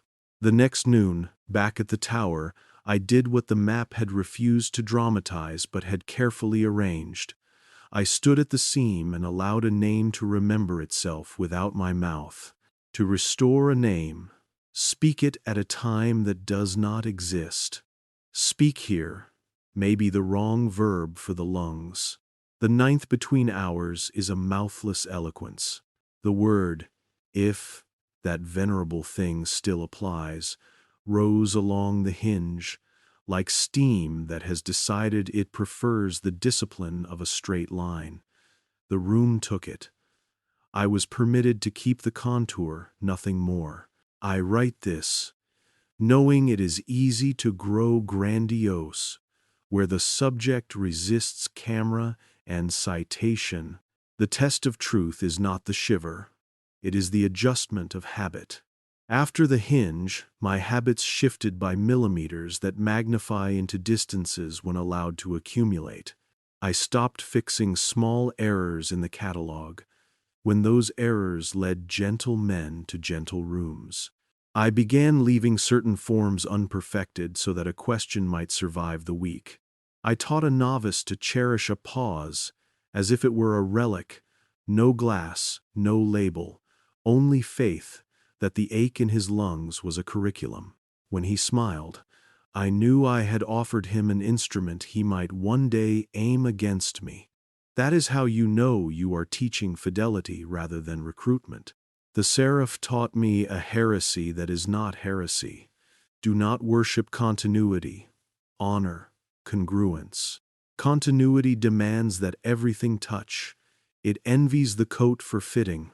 Congruence allows the sleeve to admit the arm is held differently now, and shapes itself without pretending the tailor was a god. The archive is full of continuities converted into idols. We have lit candles before them. For so long we mistake the wax for inspiration. I learned to bless the kink, to bless the seam, to bless the index that says, "See also," and means tenderly, please don't let the first thing keep you from the second. 8. Within lost.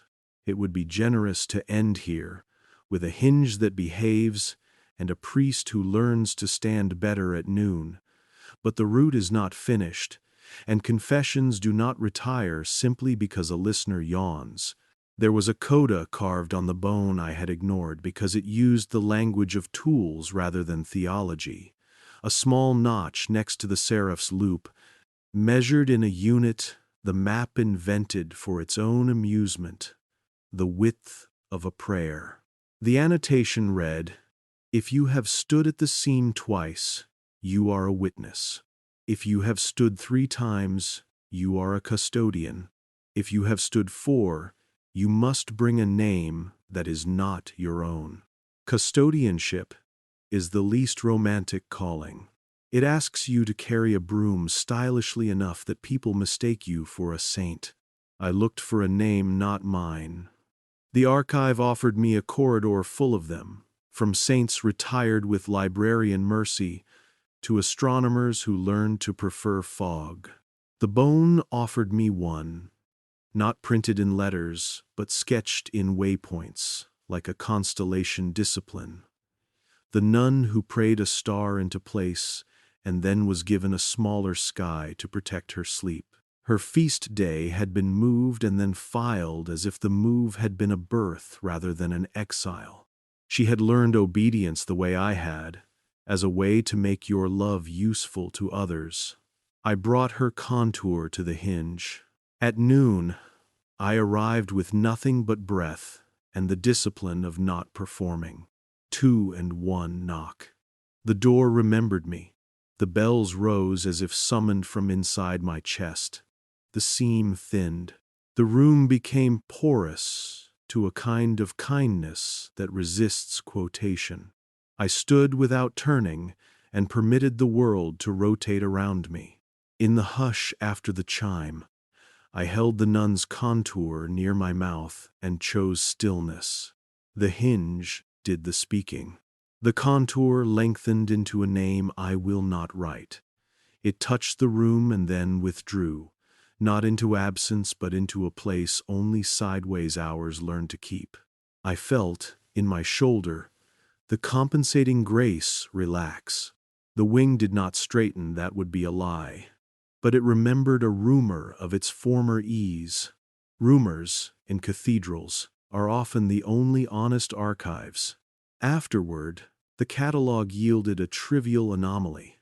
The index that once returned a kind smile when asked for a feast that no longer existed, now returned nothing as crass as a full entry. Archivists do not embarrass their own order.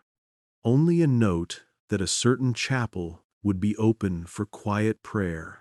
On a date nobody had taught the bell to ring. I went. A woman lit a candle with the unnecessary tenderness of someone unlearning the need to be cautious with light. No plaque, no hymn, only the high clean ache of pauses behaving like promises kept late. This is what the Seraph did to me. Not a conversion, not an apostasy, not the drama of a thrown cassock. It taught me to be an accomplice to hinge work, a man whose job had been to alphabetize breath, learned to count its eddies. A map that had behaved like an accusation learned to trust me with its domestic tasks. Wipe the lamp. Do not scold the wax when it spills. Teach the next hand to love edges. Keep the room cool. Let the seam be itself. And when you leave nothing behind that has a handle. I will go next, because the route refuses to be coy to the inquiries that have never ceased. Only changed rooms. The inquisition of memory.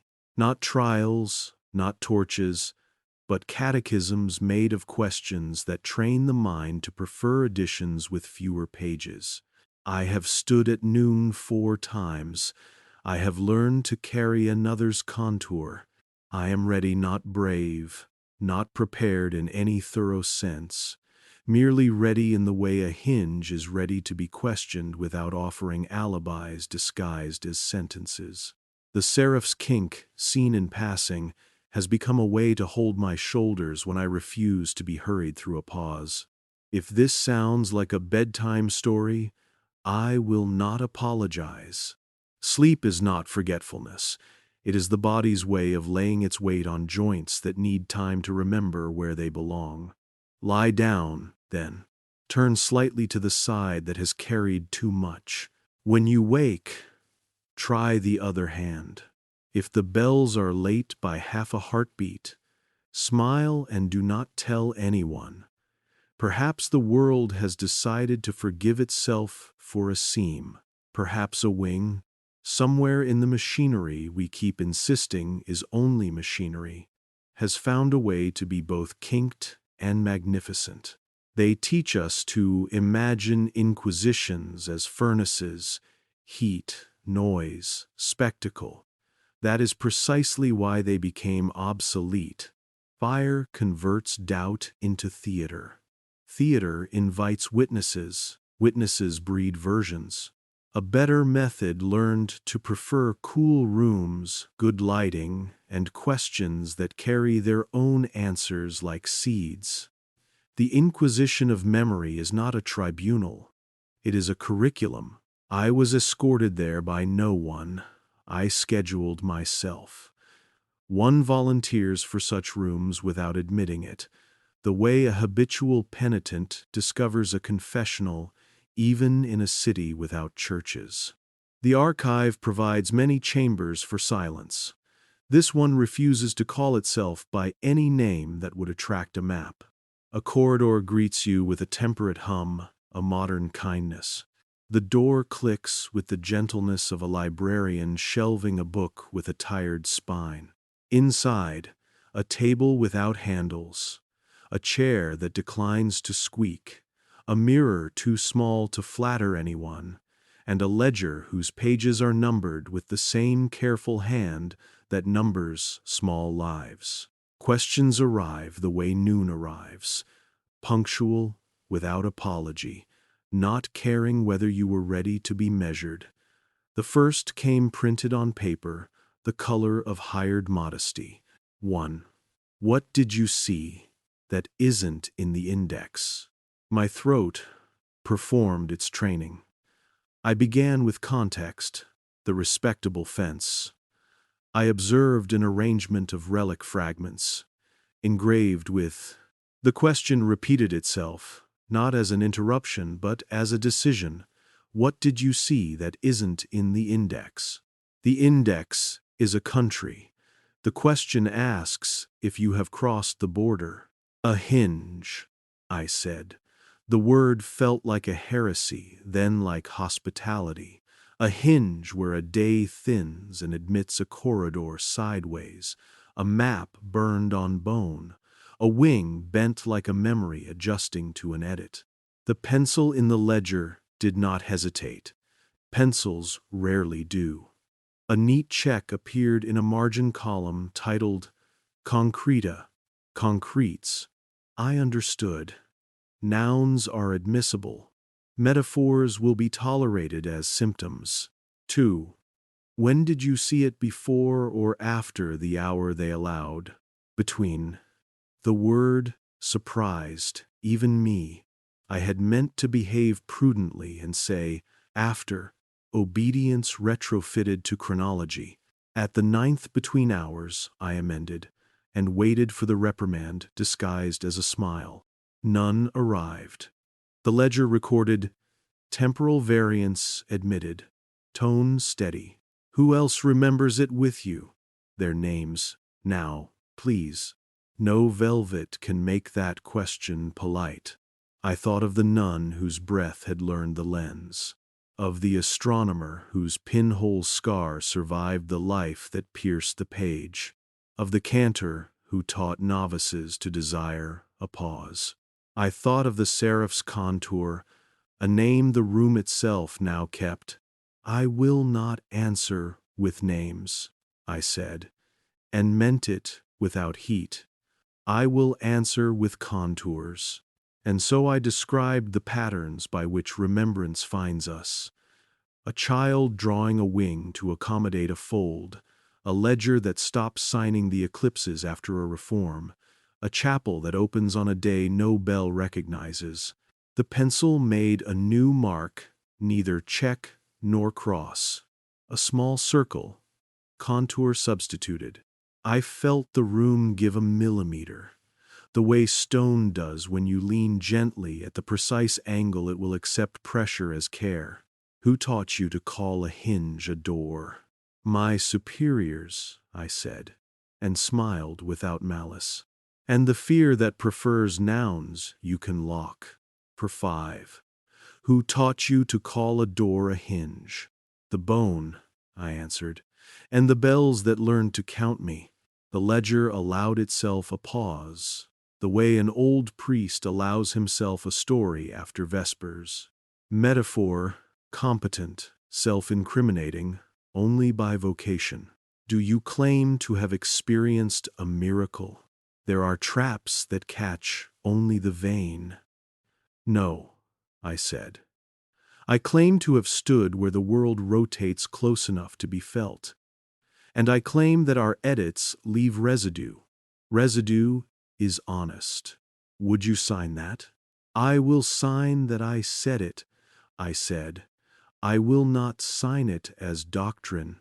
Witness accepts responsibility for speech, declines canonization. I wanted to congratulate the pencil for its sense of humor, then remembered pencils do not enjoy applause. The room asked me to breathe. I obeyed. Breathing is the only obedience that cannot be faked for long. The mirror, dutifully modest on the far wall, clouded at the edges and then cleared, giving me the approved face a man our forms would describe as reliable under pressure. I addressed him privately. You are not here to be saved. You are here to remain legible to yourself.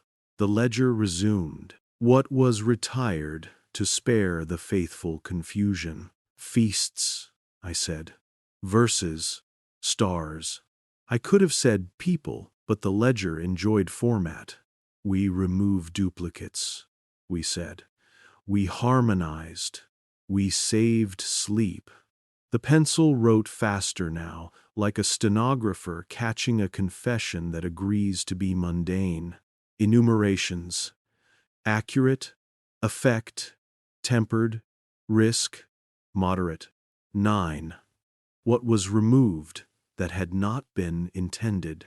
The names that anchored chords, the small astronomy inside certain prayers, the habit of asking the sky to contradict us, the right to be confused without being corrected. I waited for the room to disapprove of rights. Rooms like this prefer responsibilities. It did not scold. It underlined, confused. Then, in the narrowest script I had yet seen, it wrote, confusion sanctified as patience. I almost laughed. The Inquisition of memory had developed an appetite for my vocabulary. 10. How does fear operate here? Efficiently, I said. Without costume. I had seen the old prints. Hoods, racks, shadows, invented by artists who loved chiaroscuro more than they loved truth. Fear lives in replacements. Give a child a candle when the star is gone. Let him call the candle the same word. Teach him to prefer the nearer light. In 20 years he will be unable to understand what the argument was about. And how does love collaborate? By tidying, I said. By believing that a smoother page is kinder to the tired. By calling 3 verses mercy and the 4th verse excess. By protecting novices from the cliff edge, where their feet might have learned attention. I felt no superiority as I said it. My hands have the calluses of a man who tidies for love. The door did not open, because it was not a door. The pencil stopped and considered its point, tiny graphite prism, then sharpened itself with 2 polite pulls of a knife that smelled of cedar. The room took the break to hum its harmless hum. Somewhere else, a bell practiced being on time. 12. Have you harmed the faith? I have loved it where it grows awkward, I said. I have refused to iron it. No check, no circle. The ledger left the line blank as if to admit the question's poverty. 13. Do you intend to continue? Yes, I said. And then, because the room appreciates verbosity only when it yields specificity, I intend to carry contours to hinges and stand still. I intend to teach pauses to those who think silence is only the absence of noise. I intend to leave certain errors uncorrected so that questions survive. The pencil hesitated for the first time, then wrote plainly. Custodianship assumed. The mirror asked for its turn. It did not speak. It conducted. I took my place before it and watched myself. With the patience one owes a witness. The glass kept the room's disciplined cool, the kind good hospitals cultivate to assure blood not to hurry. In its surface, I saw the seraph's kink only as posture. The shoulder learned a different roundness. The angle of the head offered a sidewise respect. Behind me, reflected in the mirror's reluctance to flatter, the ledger continued its task, recording the quiet. The Inquisition of memory does not threaten. It inquires until you agree to inquire with it. No verdict, only a new habit of attending your own vocabulary. Still, it has teeth. At the end of the ledger, thin pages, already thick with ordinary courage, the final prompts arrived, handwritten, not printed. Someone had sharpened truth like a pencil and placed it there. 14. Name the uncounted cost of precision. Exile, I said. Not of people, though sometimes of them, but of chords, of tiny concordances between a dawn and a psalm, of feast days that taught a name to breathe at a certain hour, of the confidence that the sky might argue with us, and we would not punish it. 15. Which kindness did you mistake for mercy? Editing a verse because the young stumbled there, I said. Relocating a star because sailors prefer a map that always agrees. Retiring a saint to protect rural piety from duplication. The pencil annotated in the corner. Common confusions admitted without defensiveness. 16. Which cruelty did you mistake for duty? Correcting a novice's pause, I said. Smoothing the calendar's hinge so the bell would not sound late by half a heartbeat. Offering a candle when the star refused to stand, where charts insisted. What would you restore if you knew the method? Names, I said. Not all of them. Just enough for the others to learn they are not orphans. I nearly added the missing verse, but the room already knew. What must never be restored? Certainty, I said. The kind that behaves like a well-ironed shirt. It looks crisp. It binds the ribs. The ledger closed itself, an old trick that never requires a hand when a hinge is well made. The room's hum retreated into respectable anonymity. No one entered to declare my soul measured and balanced or found wanting. The Inquisition of memory trusts its curriculum to produce the only verdict worth wanting, a new posture that endures after witnesses go home. Outside, the archive continued its public breathing. Men performed confidence with the modesty institutions teach. Paper whispered its old confidences to cloth. A novice laughed too loudly, and then apologized to the air. I carried nothing that had a handle. I allowed doorways to be doorways, but I bowed, as instructed, sideways. In the days that followed, the catechism did not end. It distributed itself through the work. I found the same 3 questions embedded like watermarks in forms and in faces. What did you see that the index cannot render? The small oval stain shaped like a thumbprint in wax at the edge of a northern map, the groove beneath a chain where devotion had worn wood to a polished ascent. The lighter rectangle of stone where a shelf once leaned for a century and was then politely assured it had never stood there. When did you see it? Between tasks, between bells. In the exhale, after precision, when the body asks whether the cost has been counted. Who remembers it with you? The hinge, the seam, the breath. I began to teach not aloud from a lectern, but in the domestic ways teachers better than I have always preferred. I asked a young brother to copy a page with the wrong hand and report the taste in his mouth. He frowned, tried, failed, laughed, tried again. It tastes like tin, he said at last, surprised to hear his own tongue produce evidence. And then, like a penny you shouldn't have kept. Exactly. I sent him to the corridor of suppressed texts, with no instruction except, when you think the room is empty, wait for the weight of a book that isn't there. He returned, weeping in the clean way. Boys weep when their bodies explain something to them the mind cannot edit. There's a shelf, he said, that the wall still remembers. Yes, I said, and now it remembers you. I returned to the tower with a contour not my own. The nun's name, unwritten, ungiven, had settled into my steadiness the way a candle learns a glass. Custodians go where hinges are, noon obliged. I stood and permitted rotation.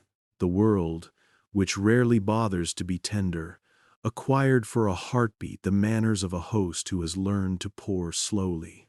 In the hush, the contour extended itself, and then retracted without injury. I left the seam honest. I left with no proof you could bind. The ledger would have granted me a small circle. Contour returned to circulation. The inquisition of memory had one more lesson, the kind only repetition can teach. It arrived in the classroom without desks.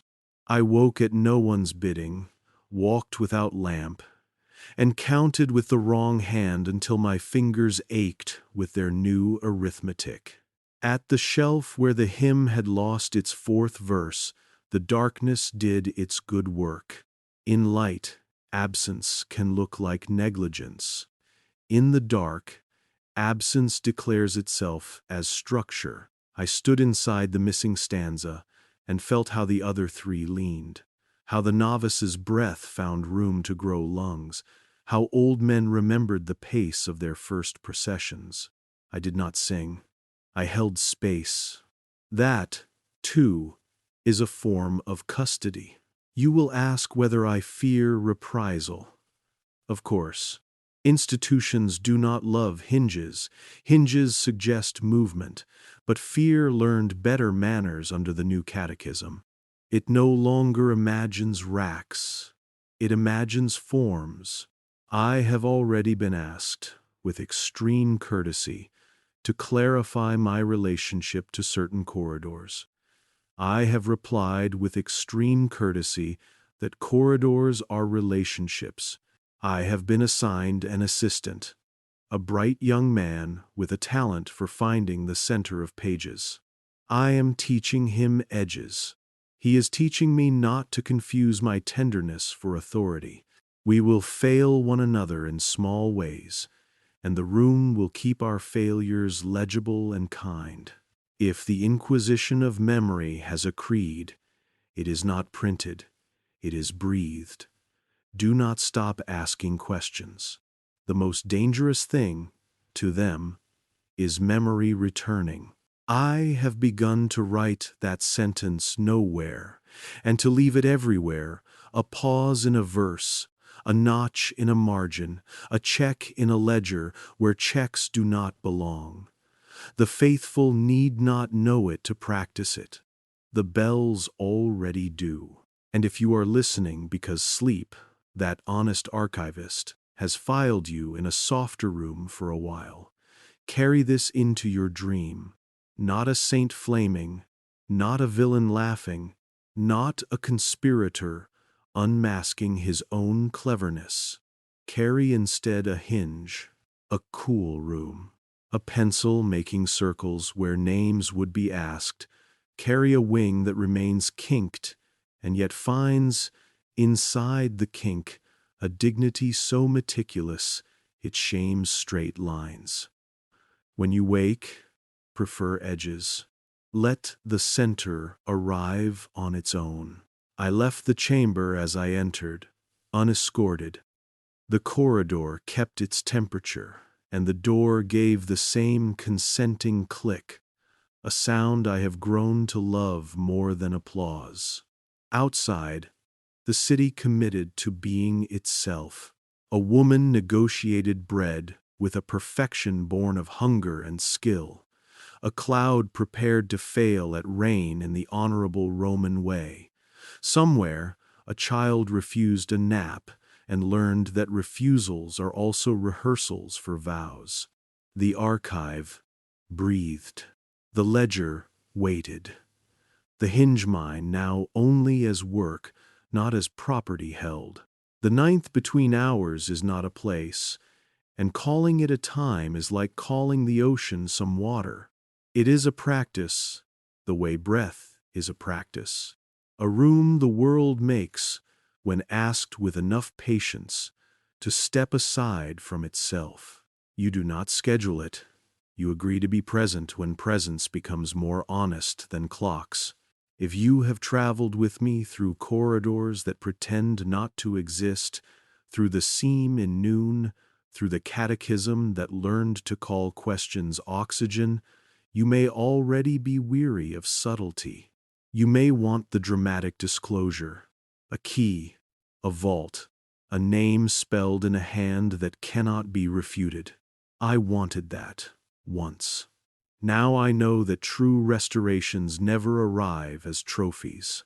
They arrive as responsibilities. I prepared for the night between hours with domestic precision, as if readiness could be ironed into cloth. I ate early, nothing sweet. I washed my hands until the water remembered its first duty and ran clean. I set a candle on my cell's sill and refused to light it. Light, tonight, would need to behave like confession, voluntary, sober, proportionate. In my pocket, no lens, no pencil. Custodianship travels lighter than curiosity.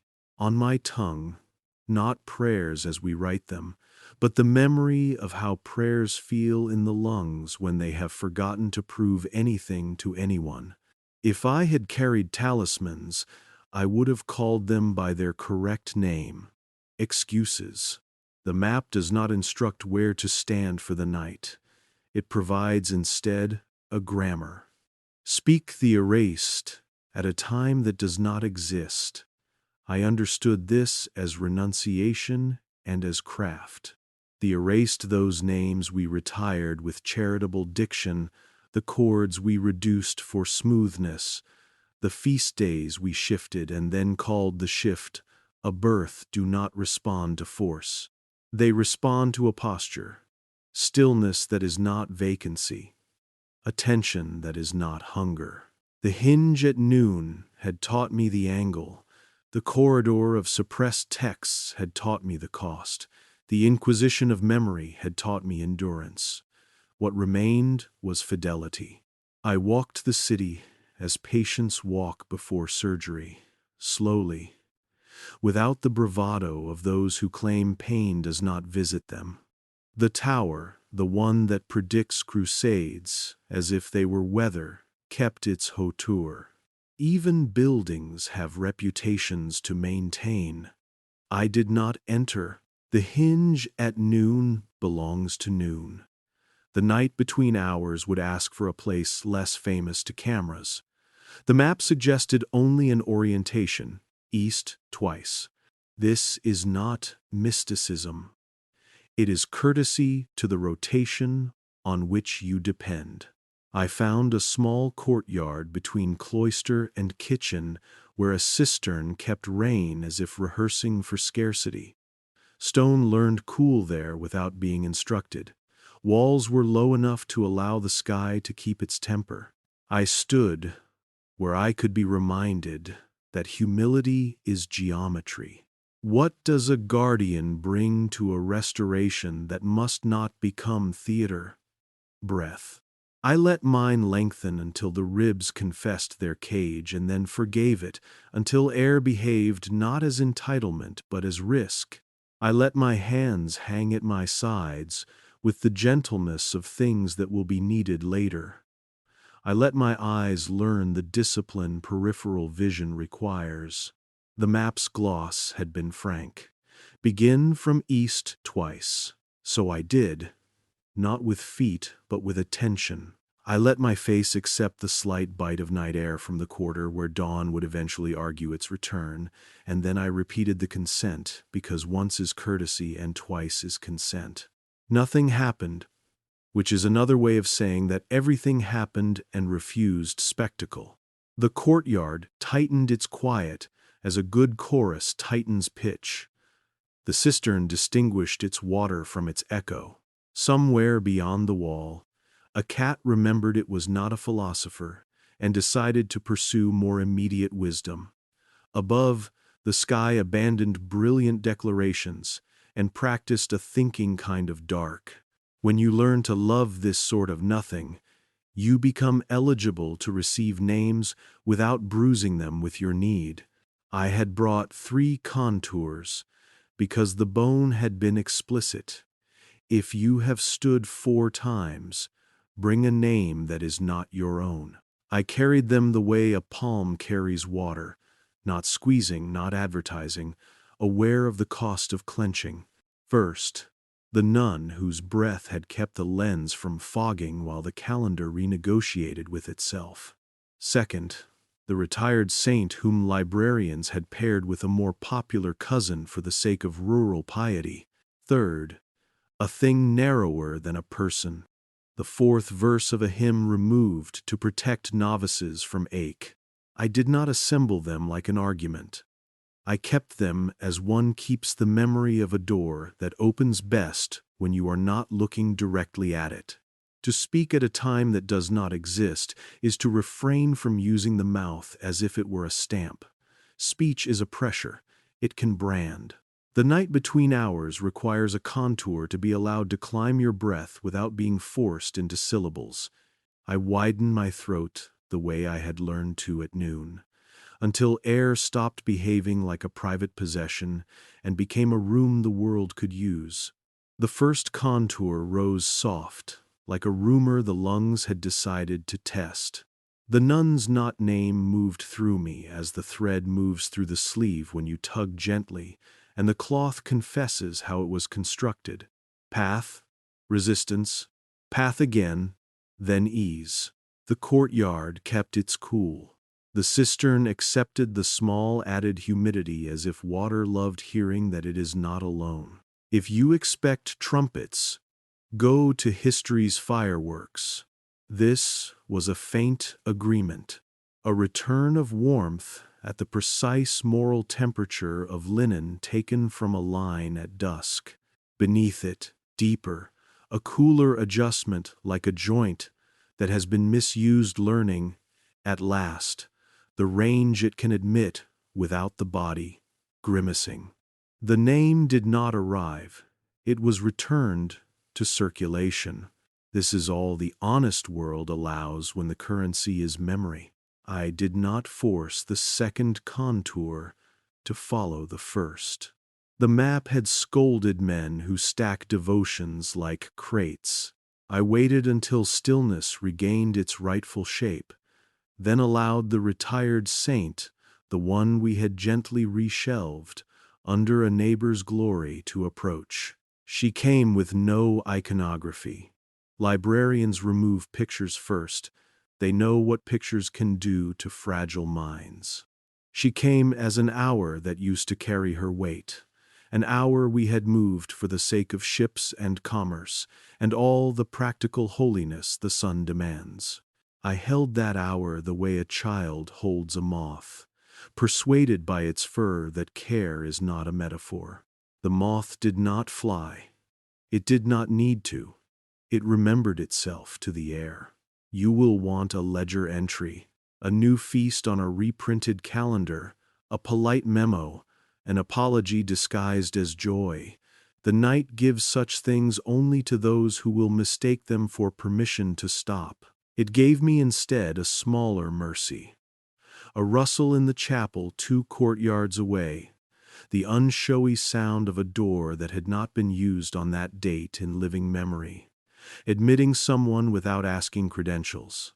The door learned to behave as if it had always admitted. That is as much restoration as most names can survive. The hymn's verse required severity. Music is the church's most amiable accomplice. It forgives edits as if they were grace notes. I wanted the 4th stanza back not because I loved completeness, but because a pause without a referent becomes a style. Styles cannot bear the weight we ask them to carry. I let the verse rise along the night, the way a tendon rises into a hand. When you lift a weight, honestly, it did not sing. It rested in place, the kind of rest that musicians admit they cannot keep perfectly without winter's practice. In my chest, time performed a courtesy to which no theology had ever successfully laid sole claim. It widened without breaking, as if choosing to share itself were a strength rather than a concession. Across the city, a choir, somewhere, stumbled, laughed, and then left the longer silence in place with the rare humility of men who know they are not the point. The night between hours does not attend only to what we offer. It inspects us, the way a tailor inspects shoulders before admitting how a coat must change. It found the kink in my own wing, the chronic habit of turning revelation into a task list, and refused to bless it. The map had warned me about alibis arranged as sentences. The night declined to license my industry. "This is not a program," its quiet insisted. "Not in words, not in any chastisement I could quote, but in the removal of appetite." I stood, emptied of projects, and the emptiness did not frighten me because it was not vacancy.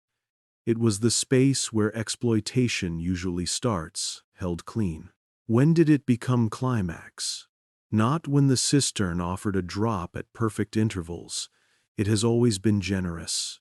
Not when the breeze agreed to carry the city's secrets, regardless of whether anyone deserved such service. Climax arrived with the smallest treason against my profession. The decision not to write. The map had taught me to distrust souvenirs, but I had preserved, in my tutoring bones, the archivist's creed that a thing is not safe until it is entered, indexed, retrievable. The night kept my hand at my side. If you bind a restoration too quickly to paper, you make it available for prosecution or pageantry. Neither is the right court. The right court is habit. So the call to action arrived before the sermon. It had the honesty of imperatives that refuse exclamation points. Do not stop asking questions. Of course, but the command unfolded in smaller, less heroic clauses that will offend anyone addicted to drama. Leave certain errors intact so attention has somewhere to stand. Teach novices the ache of a longer pause and refuse to apologize when they discover it is not decorative. Correct only what prevents the faithful from recognizing their own breath. Roll the stone back only far enough for memory to learn that it is capable of stepping out. Let it choose to do so. Do not publish a map of the night. Invite a body to it. I stood there long enough for the bells to forget me, and then remember me again. Time, when it is loved, does not hurry to reward. A cloud-rehearsed rain failed nobly, reconsidered. The moon performed its modest arithmetic with broken edges.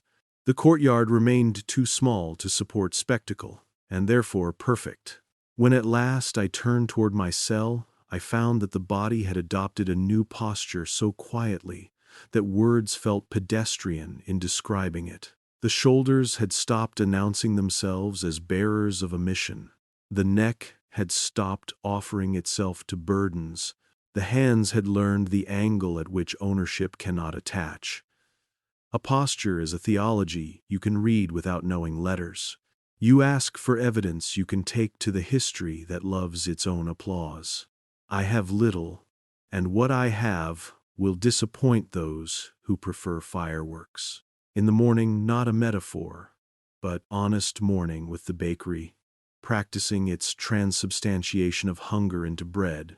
I walked not to the tower, but to the corridor that had called itself suppressed without embarrassment.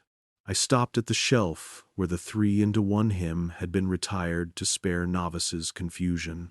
The chain's groove in the wood knew me. I opened to the hymn without touching the page and listened. The pause after the third verse had a different gravity now. Its center did not collapse under the heavy courtesy of those who pretend to wait. The room waited with it. Somewhere else in the building, an old man canted his breath to match. Habit, adjusted, had chosen to keep the adjustment when no one praised it. This is victory, the kind that does not accept medals. In the catalog that afternoon, an addendum appeared next to a chapel's listing, open for quiet prayer on date, no announcement, no rationale. The font was the one we reserve for the smallest of permissions. I walked there at the appointed hour with no expectation of company. A woman entered with me, not devout in costume, only in comportment. She lit a candle, then another, then decided that two were a performance and quietly snuffed one. She did not look around to see who had been impressed. She closed her eyes with the freedom of one who has negotiated with sorrow without being humiliated by it. If I had explained to her that the night had restored the hour to itself, she would have nodded politely and forgotten my name. Good. Names used administratively can be drank by the bureaucracy that mistakes digestion for understanding. In the archive, I made the smallest betrayal of the perfection I used to love. I edited a form to include a blank line where none had been necessary before. For pauses kept, and I left it there. The next hand could ignore it. The next hand could erase it. Or the next hand could write, in a script that trembles because it is young or because it is old. Fourth verse retained as silence. I do not need to see which. I will be dead before such changes become normal. Normality is never the point. The point is congruence. You want a scene with confrontation, I know. Sensibly, you want to know who will oppose this charity and what powers they wield. Some will. They will be courteous. They will ask for reports with numbers and scold me with kindness. They will audit my love for edges and invite me back to the center with the gravity a well-run office can exert. They will not burn me. I will be offered committees. I will accept some, because I am not a monk of refusal. I am a custodian of hinge work. Where a committee can be bent into a hinge, I will stay. Where it cannot, I will perform the old scandal of leaving without slamming the door. There is an ending confession a priest wants to give, the way a child wants a sweet. I have postponed it because sweets do not nourish, but endings are owed their honesty. I did not leave the priesthood because I lost faith. I left because I found the door. Tonight I learned that the door had never been a door. It had been a hinge the whole time, patient with my hand as it learned not to demand thresholds to behave like walls. Faith survives edits. It dies of certainty. I have watched certainty salt the earth, where questions would have grown like wheat. I have stacked that salt myself with the cheer of a man who believes he is preventing rot. The night forgave me without melodrama. It asked me to stop tidying what grief needs to teach, to stop smoothing the quilt where a seam reminds the hand that made it that it belongs to a body, not to an exhibit. What, then, of you who have allowed me the privilege of your insomnia? You are the person this document has been rehearsing itself for, as a choir rehearses for the single listener who needed the third stanza more than bread. I owe you an instruction manual that refuses to pretend it is a ladder. Here it is, without italics and with all the verbs small enough to carry. Breathe until your ribs confess themselves. When you feel the ache that announces a cage, thank it. Cages keep hearts from forgetting where home is. Walk your rooms without light until the furniture admits which pieces are votive and which are merely convenient. Remove convenience from the altar.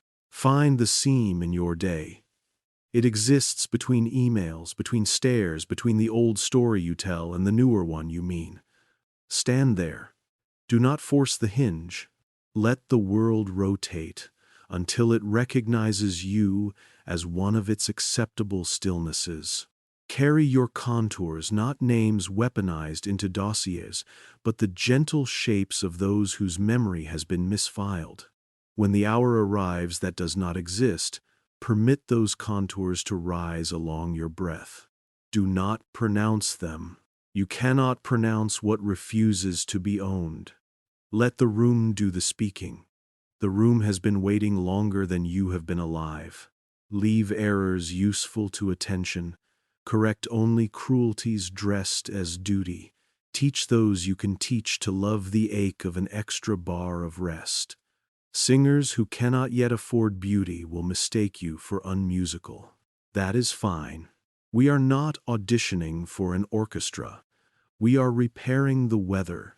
When you are asked, as you will be, for the ledger entries that justify your patience, offer none. Offer habits instead.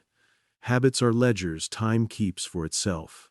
If you must write, write nothing that can be stapled to a decree. Notes belong to kitchens. Let your scholarship smell faintly of bread. If you command, God help you, and God will command gently from hinges. Let your authority be the kind that reminds people that doorways are agreements. Never let it become the kind that nails closures shut and then applauds itself for resisting drafts.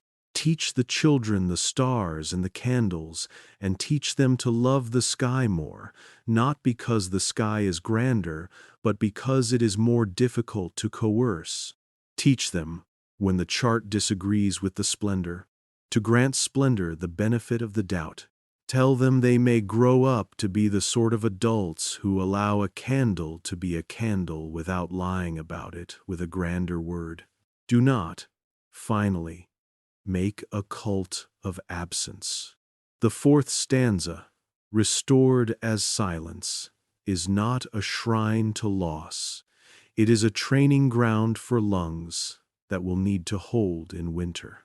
Love presence more because you have learned how it returns when it is not chased.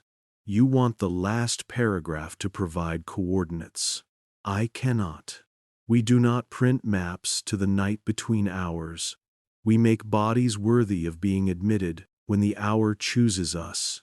If you were to insist on a place, I would tell you what the bone told me. Not everything hidden is secret. Some things are simply deep. Depth is not location, it is posture.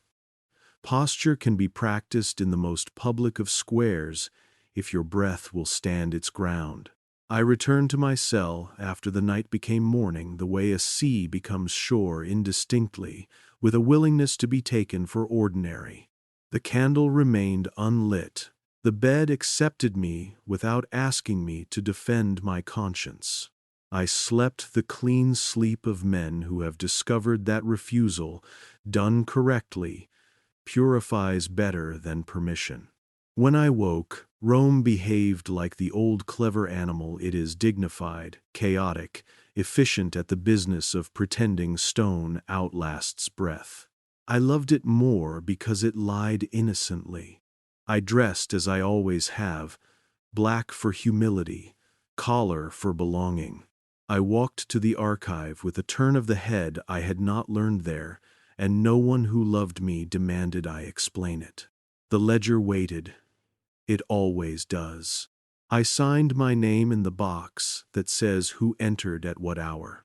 I left the next line blank, the one for the time of departure, not as a riddle, not as a smirk toward administrators who must make schedules obey, but as a promise to myself that leaving will not mean abandoning.